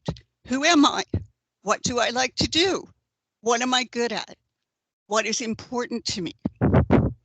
Examples of professional development sessions include the diplomat in residence, who helps students understand the application process for the U.S. Department of State. We've also had a presentation by a KPMG communications director who taught non-business students how to leverage their unique programs to gain access to the private sector. The Peace Corps representative for this tri-state area provided students an information session on that program, including the application process, the commitment, and benefits. We also sponsored Diplomacy Students Career Days. So we offer Washington, D.C. internship host site visits in the fall semester and New York City internship host site visits in the spring semester. Past excursions to DC included visits to the Wilson Center, the Center for Strategic and International Studies, the U.S. Department of State, and the UN Foundation. New York City sites included CNN, Council on Foreign Relations, and the U.S. Mission to the United Nations. So at each of the sites, we learn about internships and career options. And these activities are also part of your career exploration and research. We're asked a lot, where do our alumni work? As you can see by the chart that 40% of our alumni work in the private sector, 38% in the nonprofit sector, which includes non-government organizations, think tanks, and foundations. 22% work in the public sector, which is all levels of government. This information comes from a survey of current alumni 6 to 9 months past graduation. So of course, the categories vary over time. This slide illustrates specific organizations in each of the sectors that employ diplomacy students. So at each degree level, you see examples from the private, public, and nonprofit sectors. Look at the diversity of your organization, the breadth of choices in the field of international relations. Many thinking about careers in the IR field think only of being a government representative of the US overseas. And you can see that that is not the case at all. We talk about some examples. FBI students that interned there in the summer before their graduation were hired post-graduation. The Department of Justice line, those are mostly intelligence positions, but due to secret clearance, the alum cannot specify their organization. You can see that our students work at banks. A lot of that is in the compliance divisions. Notice always that also that the degree of specialization increases as you move from your bachelor's degree to the JD. Within the MA program, you can select 2 specializations, so that guides your employment opportunities. Bachelor science students focus through their research and academic courses. And of course, the JDE has its own area of specialization. So I will drop my email in the chat box. If you have questions, please ask me. And now I would like to introduce our students who are going to speak about internships and life at Seton Hall. Thank you.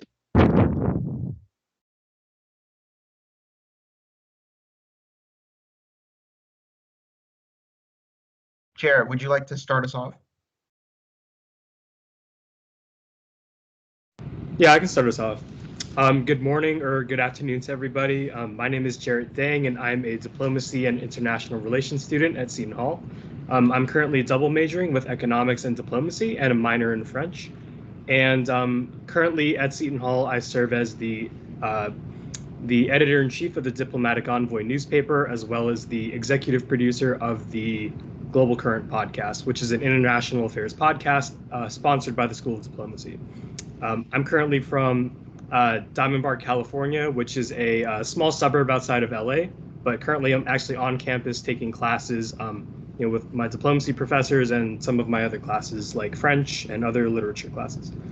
Today I'd like to talk a little bit about my internship experience at Seton Hall and how the School of Diplomacy has kind of set me up for success in that respect. Basically, last spring, so right before COVID started, I was interning at the U.S. Mission to the United Nations, which is the U.S. Embassy basically to the United Nations in New York City. Every day I would commute from the South Orange campus to the United Nations on First Ave in New York, and I would serve at the public diplomacy and press section at the mission. It was a really awesome experience for me, and I got to do some really cool things at the mission. Exactly like some of my responsibilities included attending live UN Security Council meetings across the street at the UN. One of the benefits of being at the mission was talking to real foreign service officers, US diplomats, and UN diplomats about their work and some of the things that they got to do in their practice of diplomacy. And it really allowed me to get a really close-up view of US diplomacy in action. And it was a really, really cool experience that I wouldn't trade for anything. Especially the commuting to New York part of that thing. That was really cool for me, taking the subway every day. But I actually wanted to credit, Dr. Ruby, our fantastic staff at the School of Diplomacy for setting me up for success in my internship because I was a sophomore at the time, but Dr. Ruby was always open to me for career advice. Basically, she helped me develop my professional skills such as public speaking, dressing professionally, basically everything that goes into succeeding in a professional environment. She helped me find the internship, basically helped me work on my cover letter, all the aspects that go into making me a good candidate and a good intern for that host site. But I think that's something that's special about the School of Diplomacy is that you get that kind of personalized attention in the classroom and for career opportunities like that. But yeah, if anybody has any questions about student life or just my internship, I'll drop my email in the chat. And thank you. Thank you, Jarrett. Isabella, would you like to go next? Sure. Hi, everyone. My name is Isabel Suarez. I'm from Tinton Falls, New Jersey. I'm also majoring in Diplomacy International Relations. I'm also studying Russian and Spanish. This spring semester, I'm interning with ATF, the Bureau of Alcohol, Tobacco, Firearms, and Explosives. I found this opportunity through our virtual career fair, which I'm so grateful that we had this opportunity to be able to find these kinds of experiences during the times of COVID. I had to go through a background check and obtain a security clearance, but now I work with the Newark Field Division. My office is in Patterson. Our office is a crime gun intelligence center, meaning we work with gun and cartridge casing data from shooting scenes, purchaser and possessor history of crime guns. We focus with hits, which are the links between different guns from multiple shooting scenes, which comes in handy when we're working with gangs. I have a government issued laptop, so this allows me to work both in person at the office and work from home, which is, a great experience during the times of COVID. It was hard to find an opportunity that had in-person experience. We do a lot of social media checks with the victims and the suspects. We work a lot with evidence too. This week we had to go through 40 bags of evidence, different guns, ammunition, all those kinds of things from a big scene. We work alongside local and state PD, as well as federal law enforcement agencies like FBI, DEA. So this has helped a lot with communication and teamwork skills. Last week, we had a PT test for the oncoming agents, which allowed me to get a good idea of the onboarding process of new agents. A few days ago, we had range day. So we went to the range where the agents I work with had to qualify for shooting different distances and in different situations, and they let the interns shoot as well, which was a good experience. Everything has allowed me to become familiar with the onboarding process and, becoming an agent and academy and all those things like that. So it's been great, for my future career, since this is something I want to pursue. I think that this experience has helped a lot with time management, since I also work. I do volunteer EMS for my town, intern, and I'm a full-time student. So it has kind of helped with time management. My best advice is to take advantage of all your opportunities, attend all the career fairs, get help with resume building and cover letter writing, do a semester abroad, a semester in DC, anything to get experience. If you have any questions, I'll drop my email in the chat as well. Thank you. Thank you, Isabel. Brenton, would you like to go next? Yep, I'm all set. Hey guys, so I'm Brenton Gibbons and I'm a student with the Diplo School. I'm in the 5-year BSMA program and I've been loving that program ever since I started here. I just recently confirmed that I'll be continuing on and doing the graduate school portion. I'm very excited about that. And I've had a really great internship while I've been here. So I'm gonna be talking about that today. Last semester and this semester, I've interned with the Modern War Institute at West Point. So it's the Army's think tank for coming up with new policy and understanding war. And it's been a great experience for me. I'm in the school's ROTC program, and I'm also in a couple of the more military-oriented organizations on campus. So it's been a great experience for me to understand what I'm going to be doing in my career, either in the Army or on the policy side of the military in the civilian world. We've been working on many different projects. I was a research assistant for them, so I've studied everything from the Nagorno-Karabakh War to changing policy for special operations going forward into the future. And hopefully by the end of this semester here, we're going to be looking to publish some of our findings. So I'm very excited about that. And I wouldn't have been able to do this without the individuals who helped mentor me and show me the way while I was here at the Diplo School. One of which was, so we've had many professors that have mentored me, right? So Sarah Moeller, one of the professors here, Dr. Sarah Moeller, she was amazing in helping me get this internship. And without meeting amazing professors like her, I wouldn't have this amazing opportunity. So definitely when you get here, build a relationship with your professors, talk in class, go after hours to speak with them, learn about their research and see where you can help out. It's really important to do that.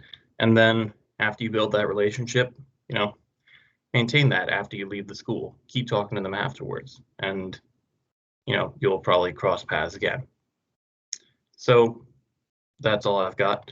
It's a wonderful, wonderful place here. This has become my second home. I lived on campus for a few years and now I live off campus. The school is close to New York, relatively close to Washington, and anywhere else where you might be having your internships on the East Coast. So I'm looking forward to hopefully seeing some of you guys here. Thank you, Brenton. Grace, would you like to go next?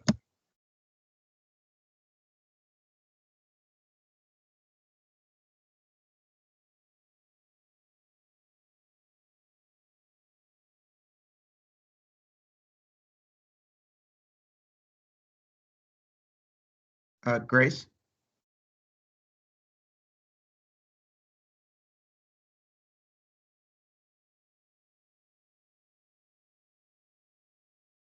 Okay, so we'd like to thank all of our internship speakers for sharing their experiences, and now we'll move on to introduce our student ambassadors. So Acacia, would you like to start us off?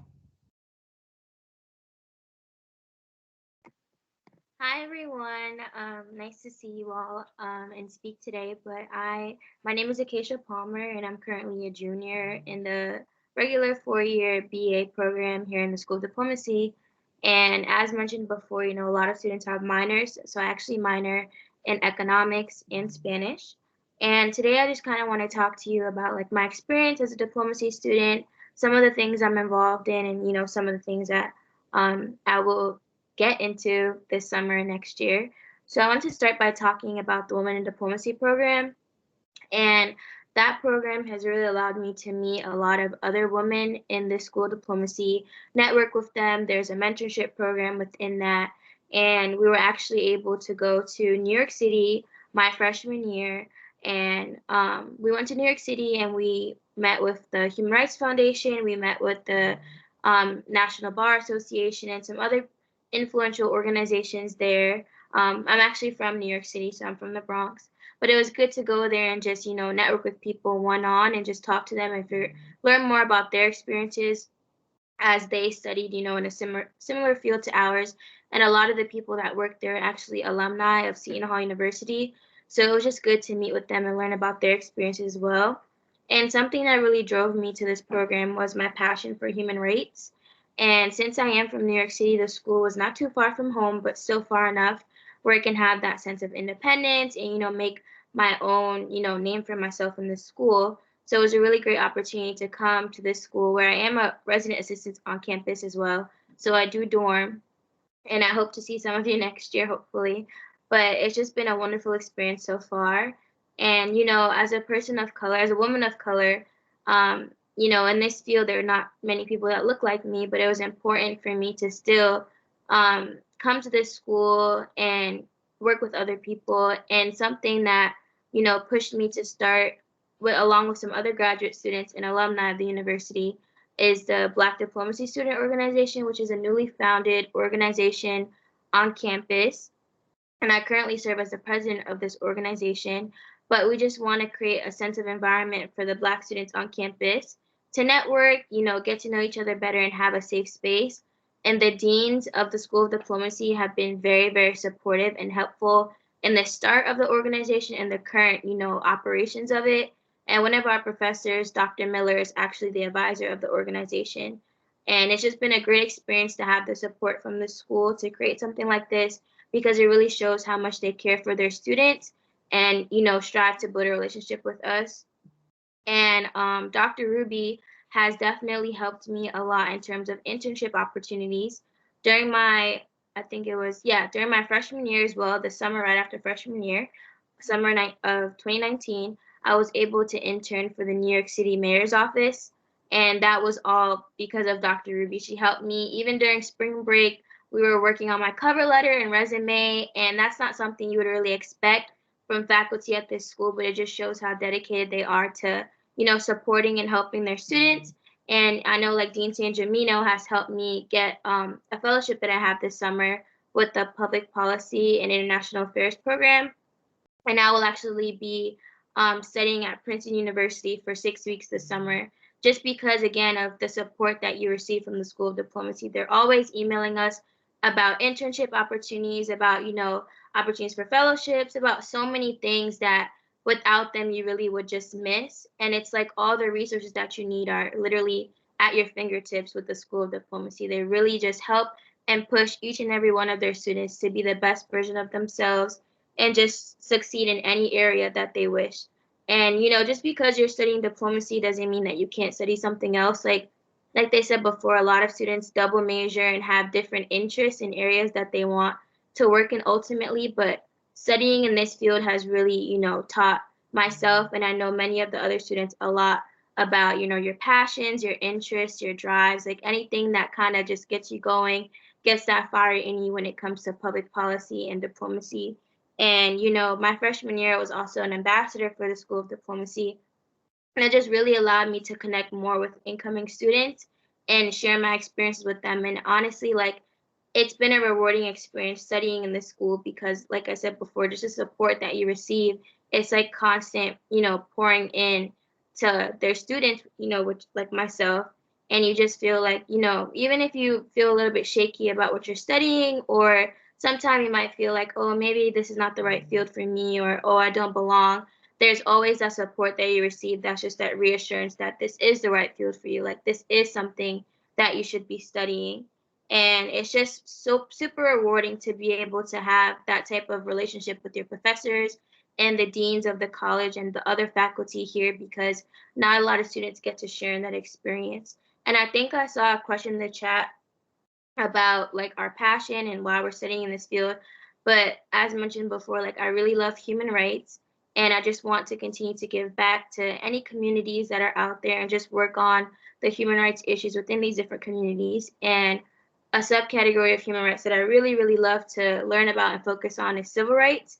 And there's just so many opportunities. Like I said before, like I'm sure I'm being a little bit redundant, but it's true. Like I just want all of you guys here to really just absorb what I'm saying about the support that you really receive from this college. Unlike any other, it's just an amazing experience to be a student in this college and just have all the opportunities that you could ever think about. So thank you. I really hope that you guys consider coming here and studying, you know, diplomacy, because it's really a great program. Thank you so much, Acacia. Michaela, would you like to go next? Yeah, of course. Hi, everyone. My name is Michaela. I am currently a junior diplomacy student. I am from Boston, Massachusetts, and I am in the 4-year program. Currently, I am double majoring with economics, and I have minors in Latin America Latino studies and Spanish. I'm going to talk to you guys a little bit today about resources that you have on campus and in the School of Diplomacy, as well as like a couple like keys to success. I know that was a question, so I will touch on that as much as I can while not like putting you guys to sleep. So first, academic success. So these are kind of just resources that the school has, and then like, or the university as a whole has, and then the School of Diplomacy has. So the university has ARC, which is our Academic Resource Center. This is pretty much just a tutoring center where you can find tutors for any subject. So that can be any class that you're taking. That's where you would go if you ever need help. And they have certain students and volunteers who have specialties. So say you're taking a statistics class, you can get a tutor who will help you with statistics. I personally think it's a great resource. You can do like group study sessions if you have people in class or your friends from class that you know also need help. Then there's also the Writing Center. I know personally my high school had a Writing Center. I don't know if yours did, but it's the same thing as what it would have been in your high school. It's people who have very strong writing skills who will help you. There's tutors or Writing Center tutors for English papers, historical papers, statistical papers, kind of anything you need. Then the Math Learning Center is kind of like ARC, but it is more geared towards obviously math. So that's where you would find like every broken down subject in math and a tutor for that. And then Tutors in Residence is exactly what it sounds like actually. So those are tutors who live within your residence halls. Normally their hours are a lot more flexible. And if you ever need help like later, it's usually they're open later at night or something like that. So it's normally like in normal times, I guess, when COVID is not impacting it, it would be like a sign up sheet and you would go into like the little room that they're in and they would help you with whatever you needed. And then within the School of Diplomacy, we have e-news, which is a letter or an email that is sent out for all students, and it has literally everything that you would need going on that's going on within the School of Diplomacy, any guest speakers, any panels that professors or faculty might be on that would be of interest to us, any internship opportunities like what Dr. Ruby was saying, and pretty much just every resource, every date that you would need when something is happening within the School of Diplomacy. And then the Office of Internship and Career Development. I know you guys just heard from Dr. Ruby about that, but she truly is an invaluable resource. I would not have my internship without her. So I encourage you to go and meet up with her as soon as possible because it truly is a very competitive thing. Getting an internship is very competitive. And if you start and you show your face and she knows who you are and you know who she is, then there's a really, really amazing like bond that's formed and she'll help you with pretty much whatever you need. So she is definitely an invaluable resource, so please use her. And then some more kind of tips for success, which I think this is kind of more geared towards the question that was asked. It's so super important to attend class. I know in high school, it's kind of like you just go to class because that's what you do, but in college, it's up to you to go to class. I know in most of my classes, attendance is mandatory, and it actually counts as a percentage of your grade. It's one of the easiest percentages of your grade, so please go to class. And if you do go to class, you'll find study buddies. Like, you'll find people within your class and I think that is one of the best resources, honestly, is people who are in your class who you know you can turn to if you need some homework help or you want to study for a test. Those are, I think, very, very important in succeeding. Two other things that kind of go hand in hand are using your planner and taking detailed notes. My planner, I know I would kind of be lost without it. A lot of professors will give you the syllabus like at the beginning of the semester, which has the dates when everything is due or when your tests are, when your quizzes are, and they rely on that or you rely on that. They won't tell you when every single thing is due. So if you write down everything and you manage your time really well, I think that's super important. And then detailed notes in class. Sometimes PowerPoints will be sent out or note sheets will be sent out, but Personally, I have always found that I do better when I take my own notes. So I handwrite all of my notes just because I remember them better. But that is totally up to you. But please take notes. It's so important. And then connecting with faculty is also crucial to your success. I have never walked into the School of Diplomacy and felt unwelcome. Everyone's doors are always open. Dean Sangemino and Dean Smith, Dr. Ruby, all of their doors are always open, which is so nice and something that I really feel like you don't find in many other places. So please connect with them. They want to meet you and you should want to meet them. You can email them. They are extremely fast at responding, make an appointment, something like that. But it's really important that you do know who they are. And then switching up study spots and using your resources, like your library resources for study space, I think is also important. I know when I study in the same spot all the time, I just never want to be there if I'm not studying. So the library has 3 different floors, all based on level of how, I guess, loud or quiet you have to be. So just switch those up. We have some really amazing spots on campus where you can study on the green. There are picnic tables. There are benches that you can study at. So just switch those up, especially when it's nice weather. It's beautiful out where I am. So if it's nice weather, just get outside and really try to switch it up, but stay in a space where you're focused and you know that you will get your stuff done.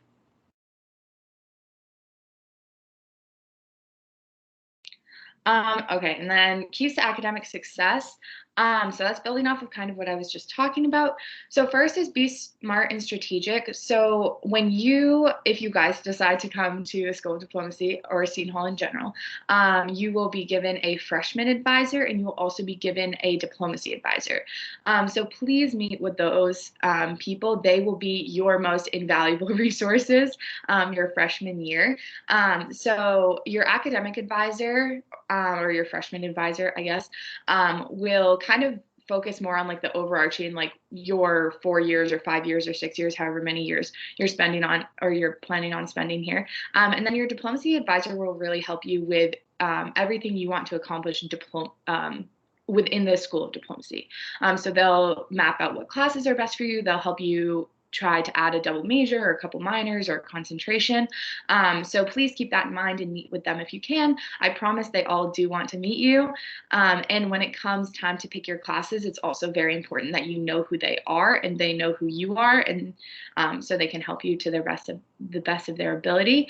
And that also goes along with being visible and introducing yourself. It will all work better and you will feel more comfortable, at least personally for me, if you know the people who you are working with and who are your professors. I know I have been fortunate enough to have a lot of professors who side note, I'm a student worker at the School of Diplomacy, so I have known a lot of professors that I have then gone on to have, which I think has been one of the greatest things that the school has given me. And if you know them, they will like keep up to date with your curriculum sheet and try to help you stay on track. I know Dean San Gimino has helped me so much with figuring out what I want to do, my majors, my minors, all of that stuff. So please meet with them, be visible, and really like talk through with them your like what your interests are, what you want your concentrations to be. If you had told me like 4 years or 3 years ago that I was going to have like any sort of degree in economics, I probably would have laughed in your face. But I must say, like, I could not have done that without Dean San Gimino and everything she did for me to kind of walk me through what it entailed. So please look into that, and also ask questions. No question is a stupid question. And I know like you've probably heard that before, but especially when it comes to what your degree is going to be in or what classes you're registering for, it really is true. Questions are so important, and it could save you from taking a class that you don't need to take, or it could help you take a class that you find really interesting. So please ask questions, be visible, and just really keep on top of like what you want to do and what you want to get out of your 4 years here. And then lastly, building your portfolio. So your GPA is actually very important. I know a lot of people come here with a merit scholarship, which is based on your GPA. So please remember that you still are here to study, and your GPA still is very important, even though you have already gotten into school. And then aside from that, keeping your resume up to date. Sorry, I'm gonna like skip around a little bit. Keeping your resume up to date is very important. I know like starting freshman year, I was writing a resume, and none of my friends from home were doing that or even had the slightest idea how to do that. So when it came time for me to apply for internships, explore kind of careers that I wanted to enter into, I already had that. I already had an updated resume, thanks to Dr. Ruby. So please keep your resume up to date. It really is important, and you quite literally never know when you're going to need it. So if you keep that up to date, your life will be so much easier when it comes to applying to internships.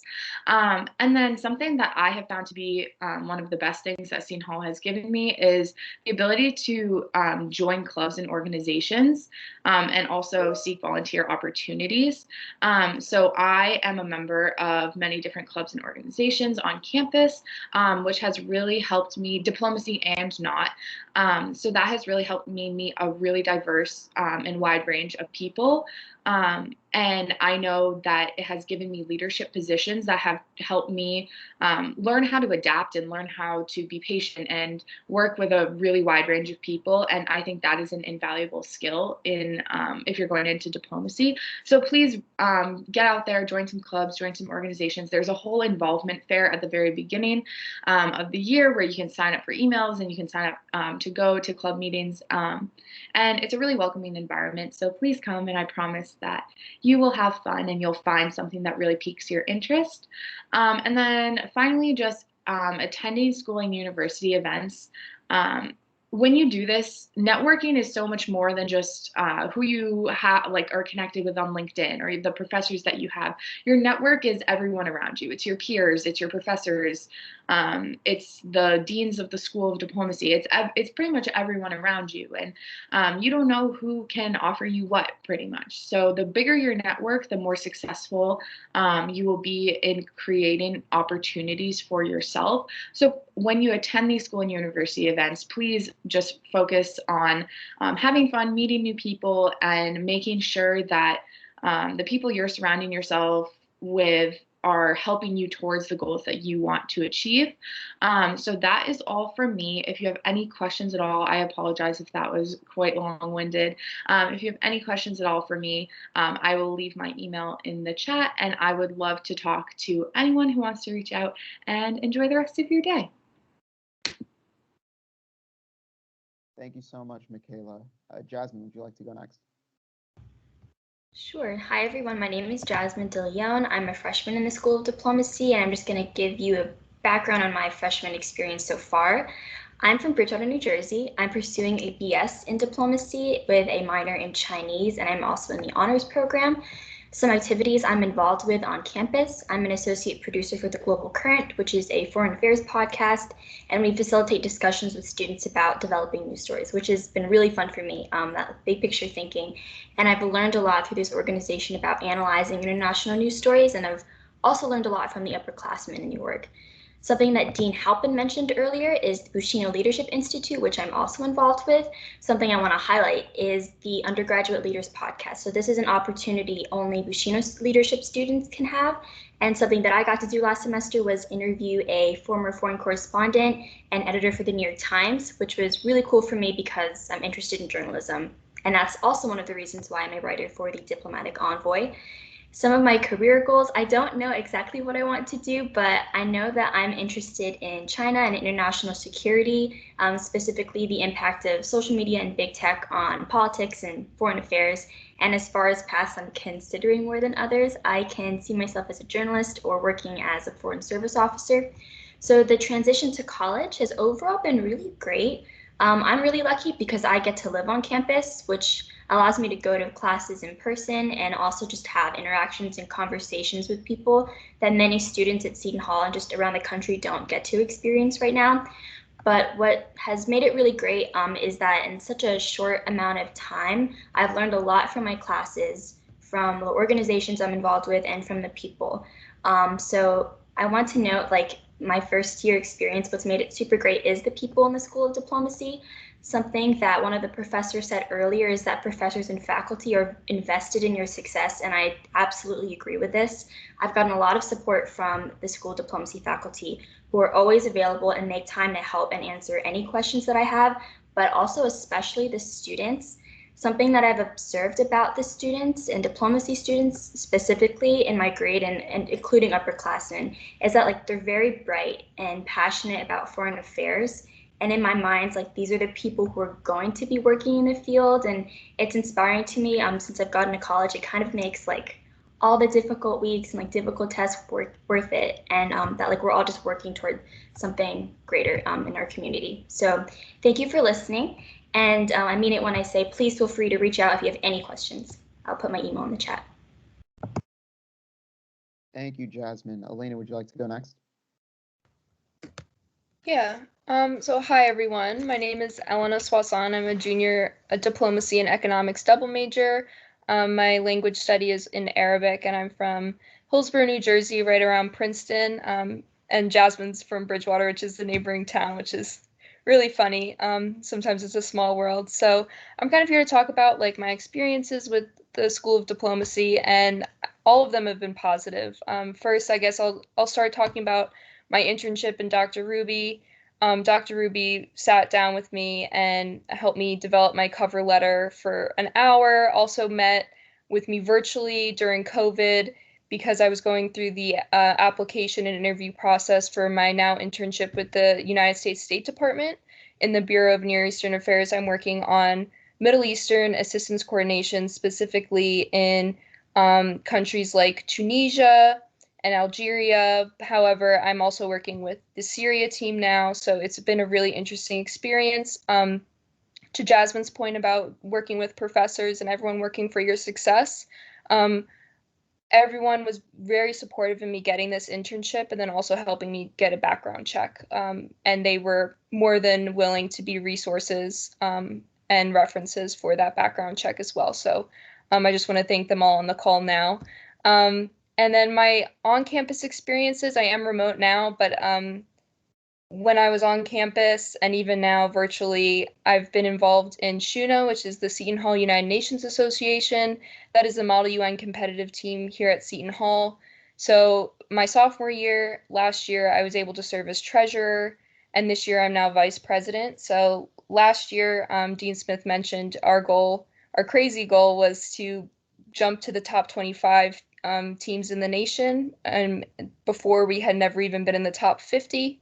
So, you know, when we met with Dean Smith and proposed that goal, he was more than supportive and also confident in our success. And then when we came to him in the spring semester after achieving our goal in the fall semester and becoming number 12, we told him we wanted to fly to a conference, which our team had never really done in the past decade. And he said, that's great. How are you going to do it? How are you going to get the money? But everyone in administration, as well as Dean Smith, was very supportive in us achieving that goal as well. And we were able to fly to Atlanta that spring semester and compete at Emory University right before COVID happened. That was February and everything shut down in March, so we eked it in. But we also compete at conferences like hosted by Cornell, Georgetown, Yale, Princeton, and those have all been great experiences, and the club really helps you develop your public speaking skills, your teamwork skills, because you have to work with other delegates, and writing resolutions. And it has just been a great way that I can make friends and meet a lot of people with similar interests as mine. Also, Dean Smith mentioned this fall, we hosted the first ever collegiate virtual Model UN conference. So we started Hallmun, which was a great success, and it has actually gotten a lot of praise from now other virtual conferences this semester. We were the only virtual conference to occur in the fall, and now as we travel virtually to spring conferences, we've been getting shout outs, which is great, because it used to be you go to a conference and people ask, what is Seton Hall? And then you end up beating them for an award and they're like, okay, now I know what Seton Hall is all about. And I think, this club, as well as the diplomacy school, just shows the amount of initiative that students have here.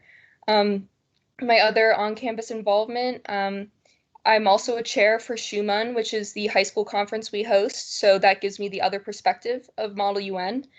And just another point with Shuna and also Schumann, I had zero Model UN experience in high school. I was an athlete in high school. I had no time for extracurriculars. So coming to college, it was a great experience for me to get involved in clubs that I always was interested in. And I was very nervous not having any high school experience. However, last year's leadership team, as well as this year's, most of us have had no previous Model UN experience before coming to college. And then we have a position called a training coordinator, which actually will get you up to speed on parliamentary procedure and kind of the tools of the trade of Model UN. And I think that that is, again, just a representation of how welcoming everyone here is at the School of Diplomacy. And then outside of Model UN and the School of Diplomacy, I'm president of my sorority, and I'm also involved in Blue Crew. So I could have been one of your tour guides. I work in the Office of Admissions. So if you haven't attended a tour too, they're great. Maybe I can be your tour guide. It's also an on-campus job. And again, you meet a lot of great people and have a lot of great friends. Being involved in all of this with a full-time internship and a full course load, I find that being busier actually has helped me with my time management. I think Michaela saying, your planner really helps. It definitely does. I keep a, Google Calendar as well as a paper planner. And having all of these things, my clubs and organizations are kind of the break from the more stressful internship and course load. So I definitely recommend getting involved on campus. There's plenty of opportunities for you. A lot of these clubs and organizations will also provide you leadership positions that look really good on resumes and help you get internships. I know when I got my internship at the State Department, they said one of the things that attracted them most to me was my Model UN experience and the leadership positions I had in that club. So I definitely recommend getting involved. It doesn't even have to be a diplomacy club. Again, there's over 130 clubs and organizations. You can have your pick. So yeah, those are just a few things I've learned from my time here at Seton Hall. I hope when you get here in the fall, you'll be able to take advantage of all the great resources at your disposal. Thank you. Thank you, Elena. Kelly, would you like to go next? Yeah, and I'll keep it a little bit more brief so we can get to the alumni speakers. But hi, my name's Kelly Tobin. I'm a sophomore diplomacy student from Half Moon Bay, California. I'm also a resident assistant, part of the Seton Hall mock trial team, and a part of the Slavic club here at Seton Hall. I take Russian and German for my languages. And I'll just talk a little bit about my activities and then also prestigious fellowships, as that's something my family is very much so a part of. So if any of you are interested in mock trial or don't know what it is, basically we pretend to be lawyers and witnesses and put on cases and compete at schools. We have competed at, I want to say, 8 tournaments this last year, and we have awarded either first place to third place in 6 of them. We also managed to get 2 teams out of regionals into orcs. So it goes regionals, orcs, nationals. So we're very proud of everyone. And we had about 5 different freshmen win at least 2 or 3 different awards at various competitions. I want to say about a third of our mock trialers are diplomacy students, and it really helps build some presentation skills, verbal communication, analyzing information, and creating persuasive arguments. So kind of like MUN, but a little bit different. And then for prestigious fellowships, my sister actually went to the School of Diplomacy and she graduated last year. And while here, she was awarded the Critical Language Scholarship for Arabic. And then she was awarded the Boren for Urdu. And then she was awarded the Truman. So currently she's in Oxford in England studying with her master's due to the Truman. And I personally have applied to the CLS, and then I'm waiting to hear back from the Boren, which I will hear back next month about to go study Turkish in Azerbaijan. And then finally, I'm a resident assistant here. And for me, it's been very important because it gives me a really good connection to everyone here. And I wouldn't be able to do it without the diplomacy program of teaching me how to be confident, how to be a leader, how to be able to speak persuasively. I was also chosen to be the honors floor resident assistant next year as I'm finishing up my honors program this year. And it's due to all of these people and all of my support from my teachers, from Dr. Ruby, who probably sees me more than she would like, and from all of the diplomacy school that I'm able to be where I am, applying to these prestigious fellowships as a sophomore, being in mock trial and being able to speak persuasively and know what I need to say to get the best point across. And it's because of this diplomacy program where we're encouraged to think critically, learn from each other's experiences, and try and push ourselves above and beyond where we currently are, that I'm able to be as successful as I am here. So if anyone would like to talk to me about any of my experiences, I'm more than happy to put my emails in chat, and I hope you guys have a great rest of your day. Thank you, Kelly. Drew, would you like to go next?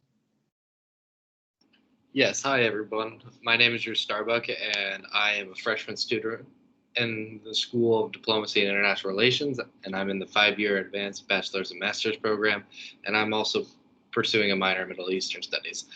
I take Arabic for my foreign language, and since I know everyone wants to hear from the alumni speakers, I'll keep my remarks pretty short.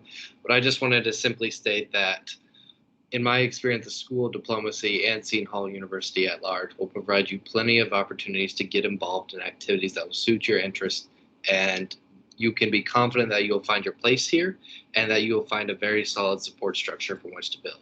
The faculty from the top down has been extremely supportive and given me opportunities that I did not think would be possible in my freshman year. And in fact, I remember coming to this event in person last semester and seeing the upperclassmen speakers and the faculty. And now I talk to some of them on a regular basis and know their names. So I think that's a really cool opportunity. That being said, you have all heard the possible internships opportunities throughout the rest of this session. I want to encourage you guys to pursue those, but I also want you to know that as a freshman student, you don't have to do everything right away. So I would say the greatest advice I could give you coming in is to know your own limits and schedule your time efficiently, but also don't overburden yourself right away.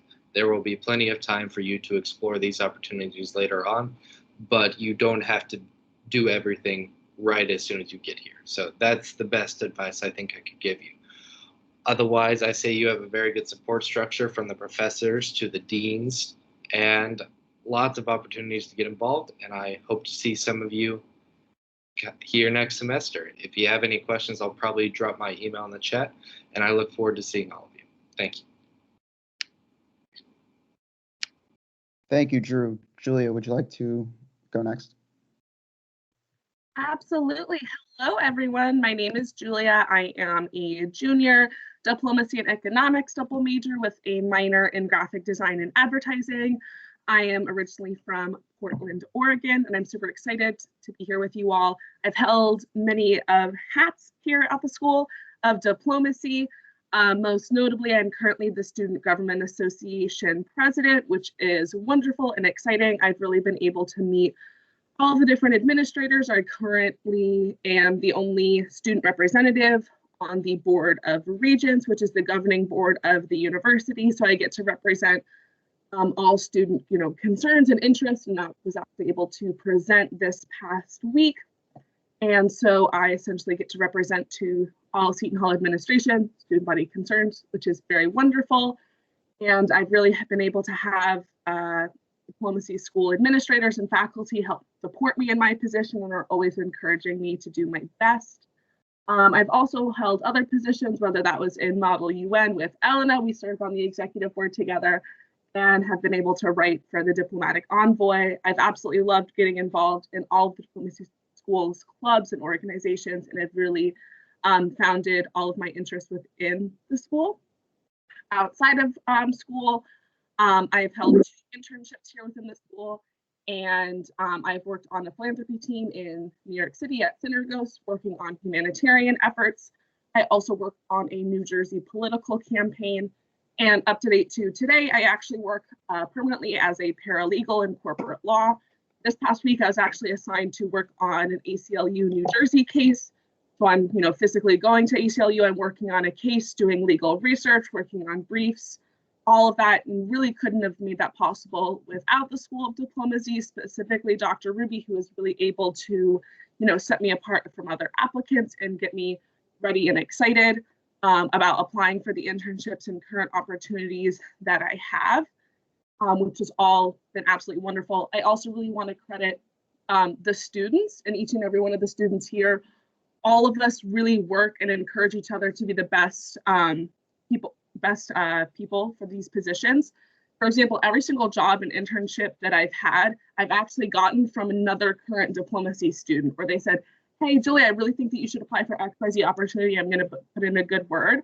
And then I've gotten that position. And I think that that's really, truly special to the college, because we really want to see each other be successful and are, sending each other internships, sending each other job opportunities. And that is absolutely phenomenal to see. I know we're running short on time, so I'll put my email in the chat if you're curious about legal profession. I'm really happy to talk and speak on that in the future. But thank you all. Thank you, Julia, and thank you to all of our student ambassadors for sharing their experiences. Now we'd like to conclude with our alumni speakers, beginning with Morgan. Hi, my name is Morgan Mount, and I'm a 2018 graduate of the School of Diplomacy. Just some quick background about myself. So I'm from New Jersey, south, about an hour south of Seton Hall, and I'm currently living in New York City. While I was at Seton Hall, I added economics to my diplomacy major and minored in French. I was also involved with the Global Current radio show. I heard that one of our current students is a part of that, so shout out. That was such a great experience. During the summers, I interned at the Institute of Electrical and Electronics Engineers, or IEEE, it's a long name. I was at their foundation doing philanthropic work, and my supervisor was actually a Seton Hall alum as well as a coworker. So it was a great Seton Hall environment. And then the following summer, I had another internship at the University of Pennsylvania's Law School in their Development and Alumni Relations Department. And since graduating, I've actually continued to work at Penn. So I'm currently a development associate at Penn on their major gifts team in the New York City office. And I'm also in a master's program at Penn in organizational dynamics. My roommate just dropped all the things in the kitchen. Sorry about that. I can just quickly say also that I think my favorite thing about my experience in the School of Diplomacy, besides all the friendships I made and all the other experiences I had at Seton Hall, there was such an emphasis on the art of writing, and I wrote so many papers in my diplomacy and international relations classes, and looking back, I'm so grateful for it, because being able to communicate and write clearly is such an important skill, and I owe all of it to my professors. So I could not be happier with my decision to attend Seton Hall and to be in the School of Diplomacy. I'll leave my email if you have any other questions. I can talk about Seton Hall forever, so just let me know and I'm happy to chat. Thanks. Thank you, Morgan. Angelo, would you like to go next? Yeah, absolutely. Hi, everyone. My name is Angelo Piero. I am a 2016 graduate of the undergrad program. While at Seton Hall, I double majored in diplomacy and economics, and also studied Russian and Spanish. My activities on Seton Hall campus were Model United Nations. I was president of that organization. I was part of the Global Current and the Diplomatic Envoy, as well as the Slavic Club. Right now, I serve as a program officer with the Institute of International Education, working with the State Department on program implementation in Eastern Europe and Eurasia for the Fulbright program and other USAID programs. Really, the things that stuck out to me about Seton Hall was the quality of the program. You're able to not only learn more about diplomacy and all of the related aspects, but also develop the soft and hard skills, communication, writing, as well as quantitative and qualitative analysis.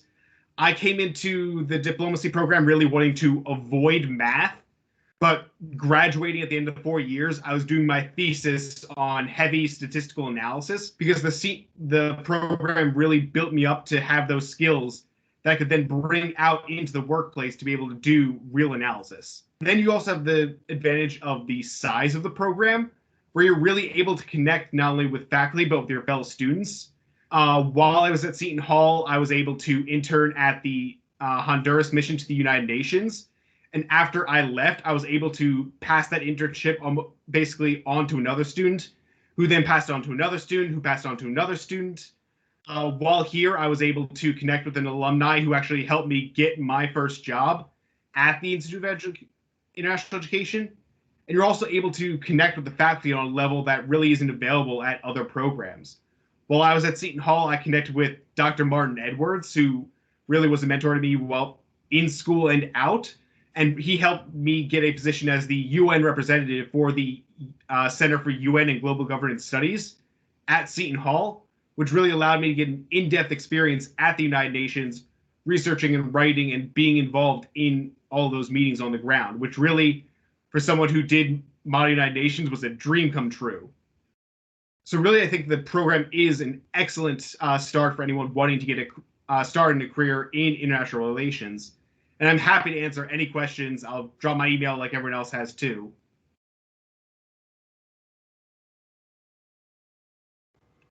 Thank you very much, Angelo. We'll now turn it back over to Dean San Gemino for any concluding remarks. Great.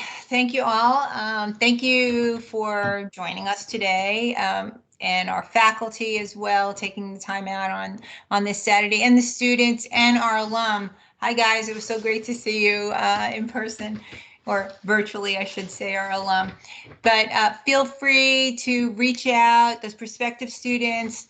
Reach out to our students. They dropped their email in the chat because they really do want to talk to you, and they really are genuine about connecting and answering your questions, as we all are. So thank you all. You have our contact information, and we hope to really see you on campus in the fall. Have a great one. Bye now.